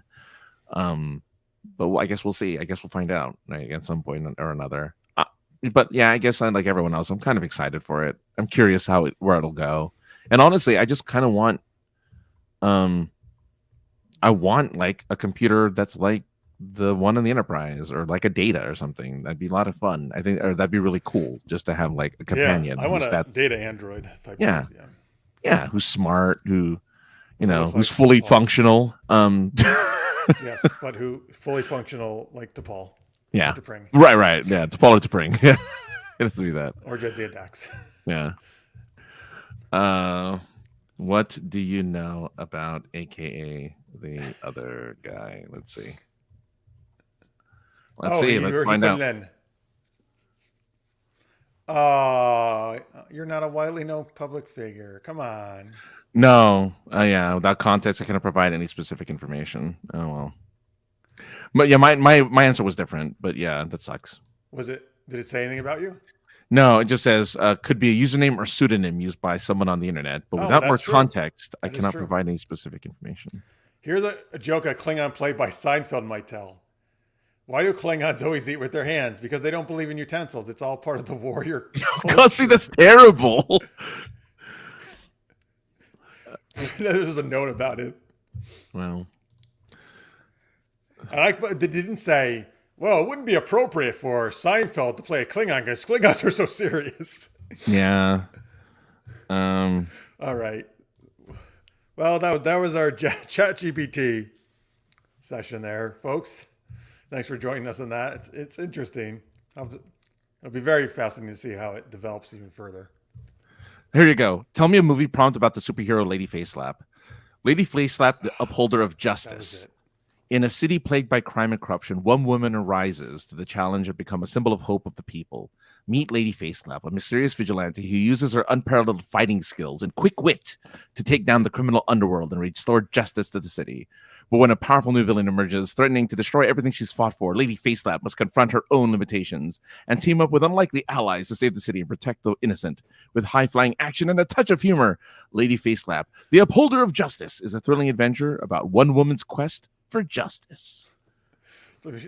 So you put superhero. That was the key in there to get. Yeah, and put in the superhero lady face slap. But I mean, very generic. But he didn't say anything about the face slapping. Like No, but mind you, I use face slap as a single word. I'm curious if it would have, if I used that as okay. two separate words, it would have done something different. That joke slayed me like a Klingon warrior. Because they like to fight. There you go. That's true. ChatGPT cannot be the host of Super Geeked Up. They're not taking. He's not taking our jobs. He wrote a poem. I'll just do some of it. The vibe, Super Geeked Up. The vibe is right. A place for all geeks to unite, where code and comics are the king, and geek culture it does bring. Nerdy jokes and trivia too. For every geek, a treasure trove of endless fun and endless delight. A place where they can feel the light. All right, that's all I'll read for now. But here, I'll just put the rest. You can read it. You folks can read it at home. Oh, we spread our wings.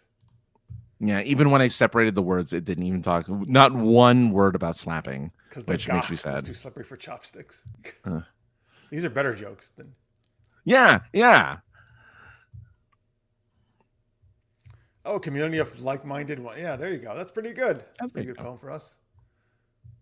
Oh, last thing, haiku. Geek talk fills the air. Joyful laughter echoes near. Nerdy fun takes flight. That's pretty good. That's good. What is geek talk fills the 575, right? 575. Yeah. No slapping for this AI. Why does Spock support the University of Tennessee? Oh, because he knows the voles can. The voles are the mascot of Tennessee University. The voles can. Okay, see, humans still win in the joke category. So yeah. Oh, so that. maybe that means we would actually. Well, no. We would survive the AI takeover. We would. Because maybe we would get more comedy. Well, we get more comedies by real people, but no comedies by AIs. No. Which is so funny because that was one of the biggest things that Data struggled with was humor, right? So that makes sense. That he had a comic come in at the holodeck to try to teach him. Yeah. Oh yeah. Joe Piscopo. Yeah. Piscopo. Yeah. All right, folks. Thank you for watching. Thank you, ChatGPT, for your help. Thanks, ChatGPT. Thank you to Pring and to Paul for being sexy Vulcans. But thank you so much, everybody who's watching live. We appreciate you very much. Thank you, our Patreon supporters. And if you're watching in post, we thank you all the same. We'll be back next week. Hey, maybe Matt will be on. Matt messaged me. Yeah, maybe. Yeah. Glad you guys had fun. Let's see. Oh, wait, now it's like me like a Jem'Hadar warrior. We appreciate you guys very much. We will be back next Wednesday, 10 p.m. Eastern, 7 p.m. Pacific for more geeky shenanigans. Before we go, sorry, let's do some links. France, I gotta remind me to put this up on the screen too, the POI one, but tell them where. Oh yeah, look, we do. Josh Hawks and I, the ninja, shows up every once in a while on the chat room here, and we do a show every Tuesday night at 7:30 Central Time, or no, Mountain Time. Excuse me, 7:30 Mountain Time. I forget. There's 4. We have 4 time zones. Dissing the mountain time. I know, Mountain Time. Where we are the most generic podcast on the planet. We this week, if you want to catch up on the last episode, we talked about the most we had a bracket of the most well-liked celebrities in the world. So you get to see who wins. Does Bob Ross win versus Mr. Rogers? What about Robin Williams versus Dolly Parton? Go check that out. Wait, how did you guys decide who would move on? So it was a predetermined bracket done by another website, and we just figured out who won and who made it to the end. So there's I think there's 8 on each side. So check it out at twitch.tv/POI podcast. Oh, I can't wait to see who wins. Yeah. And yes, that's right. Please. Oh yeah. I decided on this week's POI podcast to not joke about it anymore and just be serious and say, yeah, hey, life sucks not having a failed kidney. So if you happen to know someone, or if you're generous enough to want to donate a kidney, use slaykidneydonor.org.